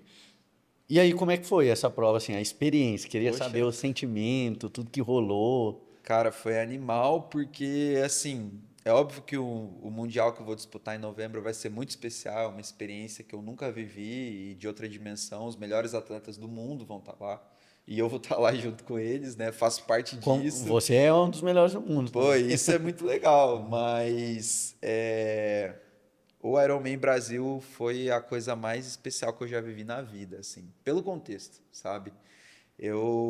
Poxa, meu pai, a última vez que ele tinha visto eu correr foi na minha primeira prova lá no CTA, sabe? A minha mãe até ia numa ou outra, mas, cara, quando virou o ano, eu coloquei um compromisso muito forte comigo mesmo, que era o seguinte: a primeira vez que eu andei de avião foi no ano passado para ir para Floripa fazer o 70.3. Aham. E aí depois eu andei de avião de novo para ir para Aracaju. E, cara, eu adorava viver essa experiência nova. E eu falava, meu, olha tudo que o esporte está proporcionando. Né? Graças ao esporte eu estou vivendo experiências que esse ano eu vou sair do país. Eu nunca fiz isso, sabe? Legal, mano. E aí eu coloquei um compromisso comigo mesmo de que as pessoas que me ajudaram a viver isso, elas precisavam desfrutar disso comigo. E a primeira delas é minha mãe, que fez todos os bolinhos para eu vender esse tempo Sim. todo. E aí, quando virou o ano, eu falei para minha mãe, ó, mãe, eu vou fazer o Ironman no dia 1º de junho e você vai comigo. E eu vou te dar a passagem de presente, a gente vai junto para Floripa, eu quero que você viva isso comigo. Quero que você ande de avião comigo, que a gente viva essa experiência junto.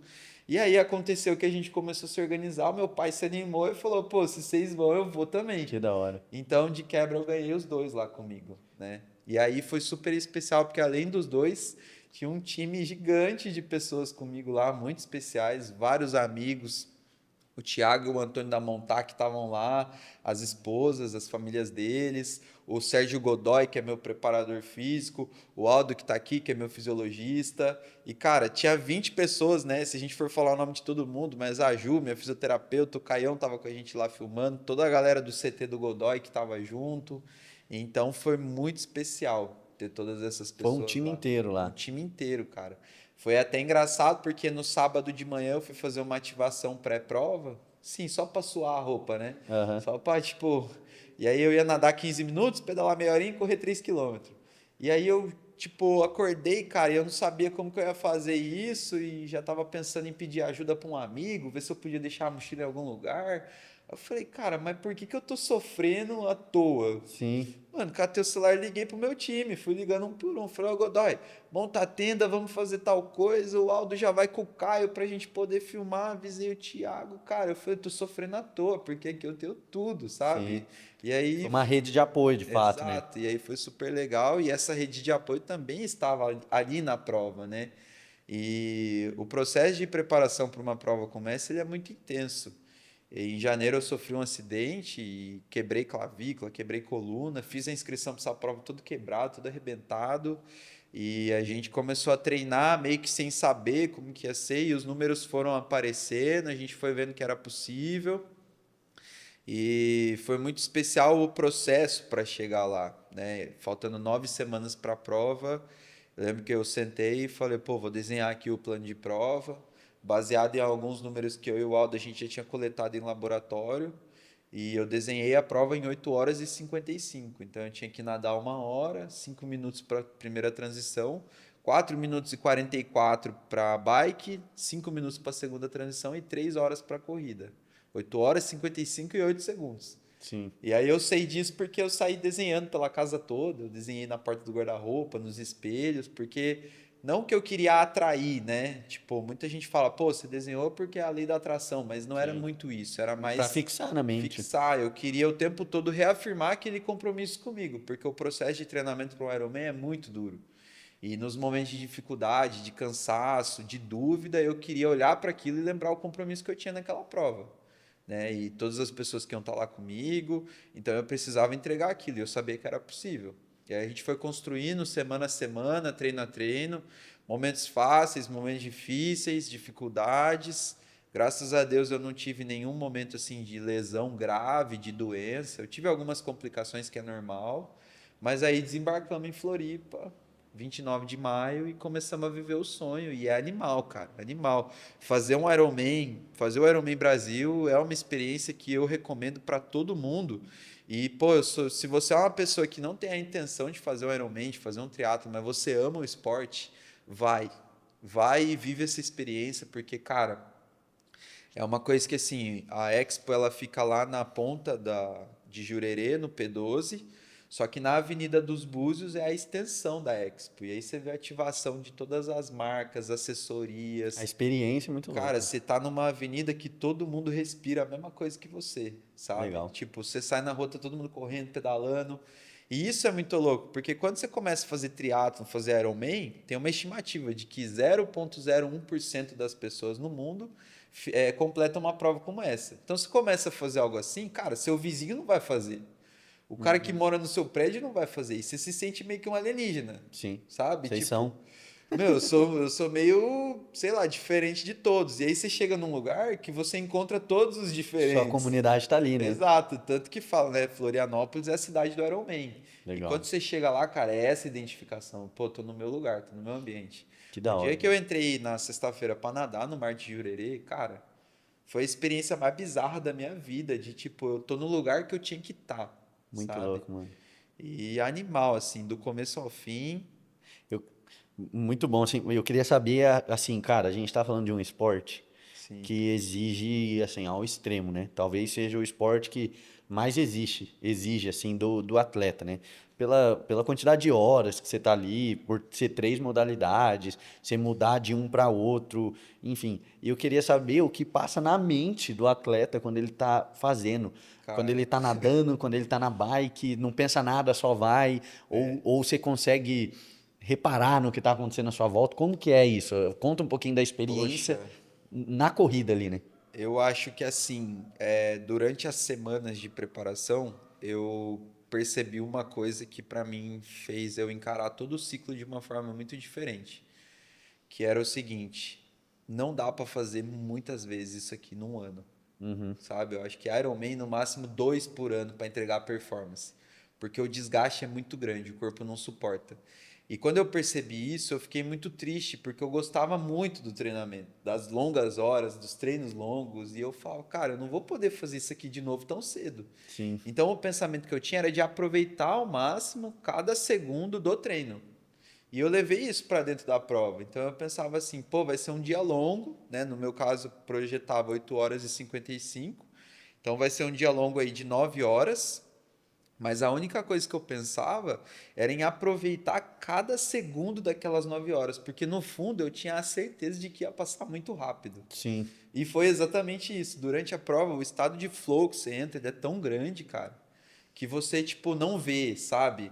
Se você me chamar para pedalar 180 quilômetros fora de um Ironman, é uma coisa que, assim, meu, você vive várias experiências. Sim. Eu penso na prova e parece que eu vivi uma só, que era Entendi. pedalar por Florianópolis, tá Que ligado? loucura. Era nadar no Mar de Jurerê, era, pô, correr essa maratona. E eu não sentia aquilo da forma que é tão pesado, porque é pesado, né? Sim, muito. Mas em algum momento a sua mente, assim, é porque é um trabalho que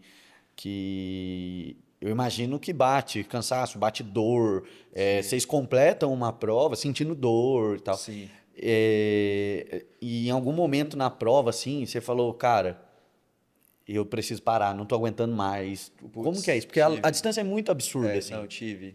Você tem altos e baixos, é um dia muito longo e as coisas vão dar errado. Então, no meu caso, eu tinha planejado a natação para 1 hora e eu saí da água, olhei o relógio, estava com 1 hora e 4. E foi uma natação mais lenta para todos, né? A natação de Jurerê, ela é tida como uma das melhores do Ironman mundial, mas naquele dia, especialmente, a gente pegou uma corrente meio reversa e foi um pouco mais lenta. Então, eu saí da água 4 minutos acima do que eu esperava. E ali já foi uma adversidade psicológica que eu tive que lidar, porque eu sabia que o dia era longo, eu não podia abandonar o plano só porque na primeira não tinha dado certo. Então, o meu pensamento foi entrar na primeira transição, cara, o mais rápido que eu pudesse, porque eu sabia que eu podia já tirar talvez 2 minutos naquela transição. Se eu fizesse ela bem rápida, de 5 eu reduzisse para uns 3. Então, eu já fui rápido, coloquei o capacete, peguei a sacola, peguei a bike, saí. montei e comecei o pedal. Tanto que eu acompanhei você pelo app, né? Você sai da piscina, acho que em 13º, se eu não me engano no app. Eu não tenho essa certeza desses dados, mas eu acho que era algo Você assim sai em mesmo. 13º, e aí eu lembro que. E aí, como é a estimativa ali, né? A gente não sabe exatamente como é, mas. Sim. E aí eu lembro que na bike ali, nos primeiros quilômetros ali, você já pega sexto. Foi, Foi cara, alguma coisa eu, assim. eu entrei na bike assim, on fire total. Na hora eu tive que tomar uma decisão muito arriscada, que é assim, cara, Ironman é uma prova muito longa. São 2 voltas de 90. Se você queima a ficha muito cedo, uma hora você vai pagar, entendeu? Entendi. Existe esse tipo assim, cara, se eu der tudo aqui, talvez a corrida eu quebro. Exato. E esse cálculo ele acontece de uma forma muito perfeita e muito justa antes da prova. Então, até assim, essa projeção de horas não foi uma coisa que eu tirei do meu imaginário, né? Uhum. A gente tinha coletado os números no laboratório e a gente, baseado nos dados de potência que eu sabia que eu poderia fazer, aquilo me geraria um IF, que é um fator de intensidade X, que era suportável para correr os 42 quilômetros. E aí, alguns softwares que a gente usa, que levam em consideração aí, fica muito nerd o papo, né? Sim, dados Mas, total, né? mas leva em consideração o percurso, ganho de altimetria, temperatura, estimativa de vento, te dá uma projeção de em quanto tempo, naquela potência, no seu peso, você vai conseguir passar por aquela etapa. Legal. E aí, eu tinha com 240 watts de NP, né? Então, 240 watts de potência normalizada, 4 horas e 44. Só que eu já tinha perdido 4 minutos na natação. Eu sabia que se eu pedalasse esses 240, minha vida ia ficar difícil na maratona. E aí, cara, eu escutei uma coisa que foi essencial para mim. Acho que um dia antes da prova, um atleta profissional, não vou lembrar quem foi, que falou: a chave do Ironman é o pedal. A chave do Ironman é um bom pedal. E eu fiquei com isso na cabeça.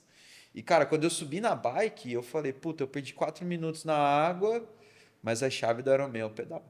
E eu sabia que eu estava muito bem na bike, porque eu tinha feito muitas horas, eu estava muito bem treinado.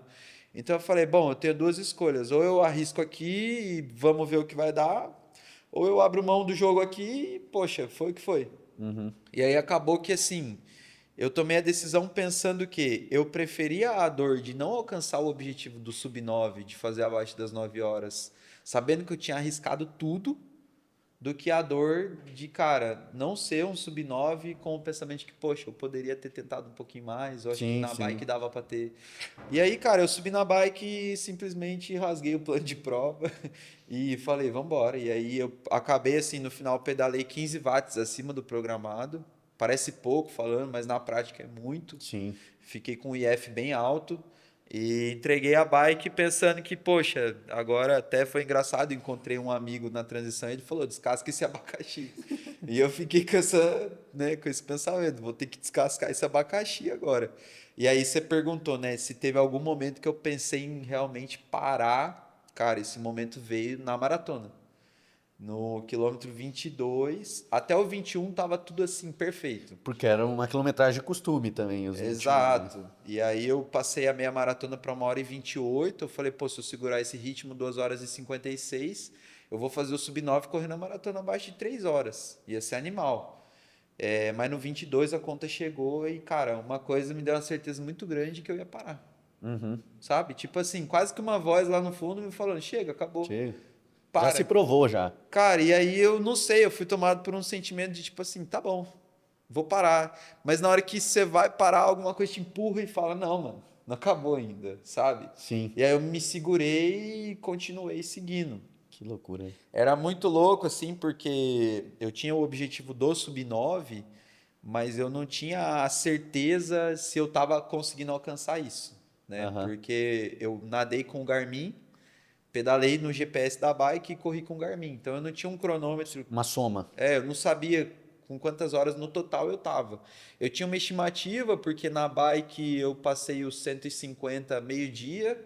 Então eu olhava e falava, pô, falta 30. Se esses 30 eu chegar lá meio-dia e 48, eu vou ter 3 horas e 12 para correr. Porque se eu chegar antes das 4 da tarde, a largada foi às 7. Se eu chegar antes das 4, eu cheguei em menos de 9 horas. E aí, quando eu saio para correr, o Thiago da Montac, ele fala para mim, você tá no tempo, Mas foi a última informação que eu recebi, né?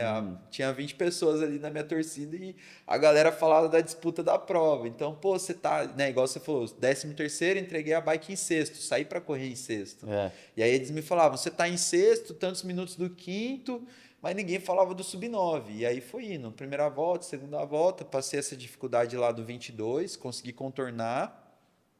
E aí, quando chegou no 30, que eu abri a quarta volta, cara, eu já tava muito mal. Eu lembro que tinha um suíço que estava disputando, ele foi terceiro. Ele passou por mim na bike, ele nadou pior que eu e passou por mim na bike, passou muito forte. E eu não tinha nem condição de acompanhar, né? Muito forte mesmo, pedalou muito bem. E a galera falava assim pra mim, pô, você tá a tantos minutos do suíço e o suíço tá quebrado, vamos buscar ele. E eu tinha vontade de falar, pô, eu tô quebrado também. Não, e eu em casa acompanhando o aplicativo, tá assim, e mandando mensagem pra você no WhatsApp. Vai buscar esse cara, mano, você tá perto, pelo amor de Deus, acelera aí, esquece a dor, vamos. E aí, a partir do quilômetro 30, eu entendi o que é o Ironman. Porque ali, cara, foi um momento assim extremo do corpo, né? Eu, por 3 vezes, achei que ia desmaiar, de tipo, me sentir um começo de labirintite, sabe? Meio que tontura. Aí catei sal, joguei embaixo da língua, comecei a tomar isotônico. Meu pescoço eu sentia que ele virou, então eu corria meio que olhando para cima e não conseguia olhar para frente, né? Normal. E, cara, ali foi o momento que, tipo assim, te coloca à prova. Porque você tá terminando, a sua torcida já tá todo mundo te esperando na chegada, não tem mais ninguém ali. E eu vivi um momento que era cara, um estado de flow assim muito grande, que tudo ao meu redor parecia estar em câmera lenta. E eu só falava para mim mesmo, eu preciso chegar, cara, eu preciso chegar, eu preciso chegar. E aí, lá em Jurerê, a prova ela acontece assim, né? Você começa na Avenida dos Búzios, aí é lindo, muita torcida. Aí você chega lá na frente, vira à direita e aí você entra num tal de um deserto, que é meio que na estrada, e lá não tem ninguém, cara. E eu falava assim, meu, eu preciso chegar. E aí as pessoas, quando eu ia chegando perto da Búzios, as pessoas já começavam a ver assim, mas não parecia que nada ali para mim tinha sentido. Eu só queria ver as pessoas que estavam me esperando. E aí eu cheguei no quilômetro 40, virei na Búzios e aí você passa por um curral que ou você abre mais uma volta ou você vai para a chegada. E aí no meu caso eu já estava indo para a chegada. Ali é o 41 e aí você tem 1 quilômetro até o pórtico. E esse 1 quilômetro é horrível, porque a torcida da Búzios fica toda para trás, a sua torcida já está toda lá na chegada E você tá sozinho ali. você tá sozinho É você e no você. pior quilômetro da prova, porque você tá podre. E aí eu tentava correr forte, não conseguia. E aí eu passei por um cara na rua e eu ficava assim, cara, a maratona já tá 3 horas e 2, eu vou fechar lá para 3 horas e 5. Não sei, será que vai dar esse sub-9? E o meu pensamento ele era assim, se não der o sub-9, vai ser 9 horas e 2. E isso ia me deixar muito bravo. Porque, poxa, por 2 minutos, 2 minutos não cumpriu o que não eu queria. cumpri a marca que eu queria, né? E aí eu passei nesse último quilômetro, tinha um cara aleatório na rua, e aí ele gritou pra mim, aí moleque, parabéns, você é um Iron Man. E eu lembro que, tipo, eu só meio que fiz um joinha tímido, porque eu não tinha energia nem pra comemorar. Aí eu continuei correndo e ele gritou de novo, sub-9 ainda. Nossa, aí era o que Daí você eu precisava. falei, caraca, velho, acho que deu. Deus mandou a mensagem que você Acho que precisava. deu, E aí entra esse momento emocionante que você chega de fato, né? E aí tá todo mundo ali te esperando, aquela cena das crianças ali, que é animal, cara. E aí passei o pórtico, só queria agradecer Deus e virei para trás para ver se tinha dado, porque o seu nome fica ali, né, no enfim, eles exibem lá no telão e aí tava lá, Rafael Câmara, 8 horas e 57. E aí, putz, foi muita Trabalho feito. emoção de, tipo, alcançamos a meta, sabe? A torcida ali, na hora que tá comigo, tem muita gente ali na arquibancada e todo mundo vibra muito. E eu acho que as pessoas ao redor não entendem o porquê a gente vibra tanto, né? Mas não é só que eu tava fazendo o meu primeiro Ironman, mas é porque todo mundo sabia da meta das 8 horas e 55. Que era muito A gente importante. foi, tipo, com esse objetivo comum e todo mundo me falava, ó, não precisa se sentir pressionado e tal, faz o seu melhor. Só que, cara, eu já tava, Sua tipo... mente já tava, tipo... E aí eu olhei pra todo mundo nesse sentimento de, cara, a gente conseguiu, sabe? Tipo, fizemos o sub-9, era uma marca que eu queria muito alcançar, é muito expressivo. Eu pesquisei isso na inteligência artificial, não tenho certeza, mas 99,9% de certeza que eu sou o único Ironman sub-9 de São José dos Campos, de Jacareí. Ninguém tinha essa marca aqui, eu fui o primeiro. A gente tinha um atleta de Taubaté, que é o Danilo Melo, que é profissional, ele já tinha abaixo das 9 horas, mas do Vale acho que eu fui o segundo. Sim. Não tenho certeza se eu estiver falando alguma Não besteira. pode aparecer aí, galera. O outro sub-9 daqui, por favor, se pronuncie. Mas eu queria muito essa marca, sabe? Porque eu acho que ela coroava tanto trabalho, tanto esforço, tanta dedicação. E a gente conseguiu, a gente fez isso junto e, cara, foi emocionante demais, assim, do começo ao fim, sabe? Muito da hora, Rafa. E eu acompanhando em casa, eu usei o chat também. E eu ficava pegando suas parciais e mandava print pra ele. Falei, quanto que ele tem que correr pra passar o próximo colocado? E ele ficava mandando. Se o Rafael, eu tenho a conversa toda aqui, depois eu vou te mandar Manda print. pra mim.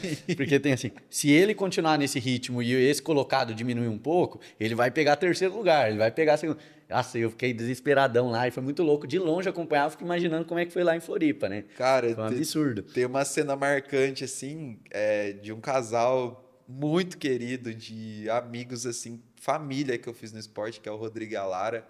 E ela tava de staff, né? E ela tava num ponto muito crítico da prova. E o Rodrigo, ele tava comigo no 70.3 São Paulo. Uhum, E a gente dividiu muitos momentos dessa prova juntos. E ele chegou com 8 horas e 55. Foi o primeiro dele também. legal. E a gente tava ali assim dividindo e aí eu passei pela Lara uma hora, ela falou assim pra mim, mano, você tá em quarto, continua do jeito que você tá, que você vai engolir os caras, que os caras estão tudo quebrando. É, porque eu fui acompanhando. Os caras foram descendo e você manteve. Eu falei, mano, o Rafa vai amassar todo mundo Aí agora. ela me deu essa informação, eu falei, é agora, vamos embora. Só que daí eu entrei no 22. Aí, Aí foi loucura. putz, tava todo mundo quebrando, eu quebrei Aí junto. chegou sua hora também, né? Foi Não, mas isso.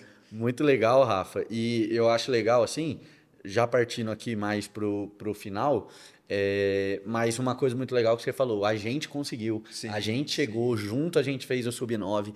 Eu queria que você contasse um pouco hoje como é a rotina de um triatleta e o quanto tem de pessoas envolvidas ali Puxa, nos seus treinamentos, na sua recuperação, e aí é o momento de você falar de geral aí. fazer o meu jabá aqui, né? Mas, cara, ninguém era homem sozinho, né? Ninguém mesmo, é impossível. É impossível. Não tem como. E eu só fiz, assim, esse resultado. Eu sempre falei para as pessoas que estavam comigo, né? A gente foi junto até o dia 1º de junho, 7 horas da manhã. Das 7 às 4 é comigo. Vocês deixam comigo que eu vou lá e vou fazer o que tem que ser feito. Só que o caminho até ali, cara, se eu não tivesse todas as pessoas que estão comigo, não chegaria. Então, hoje eu conto ali com a estrutura dos meus patrocinadores, que seriam 3 empresas, né? A Montac, a Speed e a Academia Aquário, são as empresas que de fato pagam meu salário, investem na minha carreira. E os profissionais que me ajudam, as empresas que me ajudam no meu dia a dia. Então, hoje eu sou atleta do Centro de Treinamento Godoy, e o Sergião e toda a equipe dele participam da minha preparação física para as provas, me auxiliam nisso. Eu sou atleta da Nova O2, que é um laboratório de fisiologia e performance aqui de São José dos Campos. E aí o chefe dessa operação é o Aldo, que é o meu fisiologista, que me acompanha diretamente nos testes de laboratório, testes de campo, na estratégia do treino, das provas. Sou também atleta da clínica Physio Recovery, então conto com o suporte aí da Bia e da Dani, que são as fisioterapeutas que trabalham lá e que atuam diretamente aí no meu recovery, na minha recuperação. Meu nutricionista, o Breno Sidotti, ex-ciclista profissional, cara super conceituado, ele que me ajuda aí a pensar nas provas. Também tem outras empresas que me auxiliam, então sou atleta Mombora, é uma empresa que ajuda aí diretamente na minha suplementação dentro das provas. E recentemente também fechei uma parceria com a Raid, que é uma empresa de hidratação, então a parte de reposição de sódio, que é super importante dentro de uma prova como essa. Além disso, conto com a suplementação manipulada, que hoje toda feita aí no laboratório na farmácia Biofórmula, que é uma empresa super parceira, que já está comigo há muito tempo, desde o 70.3 São Paulo, eles já estavam comigo, então eu tenho muito carinho por eles. Bom, peraí, deixa eu pensar, deixa eu olhar aqui que eu não posso esquecer de ninguém. Falei da Biofórmula. Também, lembrando, sou atleta da Move, que é uma loja de suplementos aqui de São José dos Campos, super referência, do Bernardo, toda a galera lá, o Brenão, que me dá um suporte com a suplementação do dia a dia, então creatina, betalanina, proteína, essas coisas que eu preciso para o meu dia a dia, para a minha recuperação. Além deles, tenho também o pessoal que me auxilia na equipe multidisciplinar. Então, a minha fisioterapeuta Juliana Machado está comigo, cara, de muito tempo já. A Ju, inclusive, nessas provas de 2023, teve várias que ela foi comigo, que ia só eu e ela, e o meu staff era ela, meu suporte ali era ela, sabe? É uma parceiraça. Conto também com a Clínica Ortovita, o Dr. Pedro, ortopedista, o cara que me dá um puta suporte. Já passei por alguns acidentes aí, precisei deles, eles sempre estiveram ali comigo. Corta aí, deixa eu ver se eu não tô esquecendo de ninguém. Dá uma olhadinha, não tem problema. Putz, é muita gente, cara. Nova, 2, você não falou. Acho. Falei da Nova. A Gold não vai falar? Sou também atleta Goodyear. Então, a Goodyear é uma empresa que me presta aí auxílio em toda a parte de pneu e tudo que eu preciso, porque, cara, é uma coisa que a gente consome muito nos treinos, nas provas. E deixar um abraço aí pro cara que cuida de uma coisa que é muito importante, que é a minha bike, que é o Ney, meu mecânico. Top. E da mesma forma que tem a manutenção da máquina aqui, tem a manutenção da máquina lá, né? E é o Neizão aí que cuida para mim. Mas, cara, pra você ver, né? São muitas empresas e muitas pessoas envolvidas. Conectadas para fazer. Pra, cara, alcançar um resultado. E assim, isso daí eu tô falando das empresas e dos profissionais, né? Se eu for falar da minha família, do que a minha família faz por mim, meu padrinho, o Fabiano e a Valéria, meu padrinho e minha madrinha, quero deixar um abraço para eles. E, acima de tudo, paizão e a mãezona, né? Tem jeito. Que, cara, são eles que, principalmente minha mãe, vê muito do que eu passo no dia a dia, né? Hoje eu tenho uma dinâmica de treinar muito indoor, então eu faço muitos treinos no rolo ali em casa, pedalo no rolo, e a minha mãe vê um pouco do que eu passo ali, então é a minha grande parceira que escuta eu nas dificuldades e nos momentos de mais estresse e mais cortisol, tá comigo ali. Certo. Mas é muita gente. Muita gente envolvida, né? Muita gente. Mano, queria agradecer primeiramente porque você disponibilizou seu tempo para estar aqui. Nosso primeiro episódio do Mesa. É muito bom ouvir sua história. Você é um cara, assim, que desde quando a gente se conheceu, que foi ali pelo Instagram, né? Foi. Começamos a trocar ideia ali. Tipo, eu falei, cara, esse moleque aqui, ele é fera. Ele vai alcançar lugares muito altos, assim, dentro do esporte, por conta da humildade, por conta de toda essa essência que você carrega. E o Mesa Esporte Clube foi criado para isso, para dar voz a essa galera aqui da nossa região, porque a gente tem muito atleta de ponta, muito atleta bom. Show. O esporte faz parte da nossa região e que vida longa as suas competições, que você conquiste cada vez mais, que na Espanha seja assim o ponto mais alto que você já alcançou. A gente está na torcida aí para ser um negócio assim surreal mesmo, você conquistar o lugar mais alto aí, buscar mesmo. E acho que é isso, cara. Eu acho que deu pra gente falar bastante coisa. Eu acho que vão ter novos episódios com você. Acho que a gente vai ter que renovar todo ano aí com certeza, pra você contar das experiências. Ó, se você curtiu esse episódio com o Rafa, deixa o like aqui, se inscreve no nosso canal e comenta aqui qual o próximo atleta da nossa região a gente tem que conhecer a história, porque o nosso time de produção vai estar de olho pra gente correr atrás e convidar aqui pro Mesa Esporte Clube. Valeu, tamo junto, até o próximo episódio.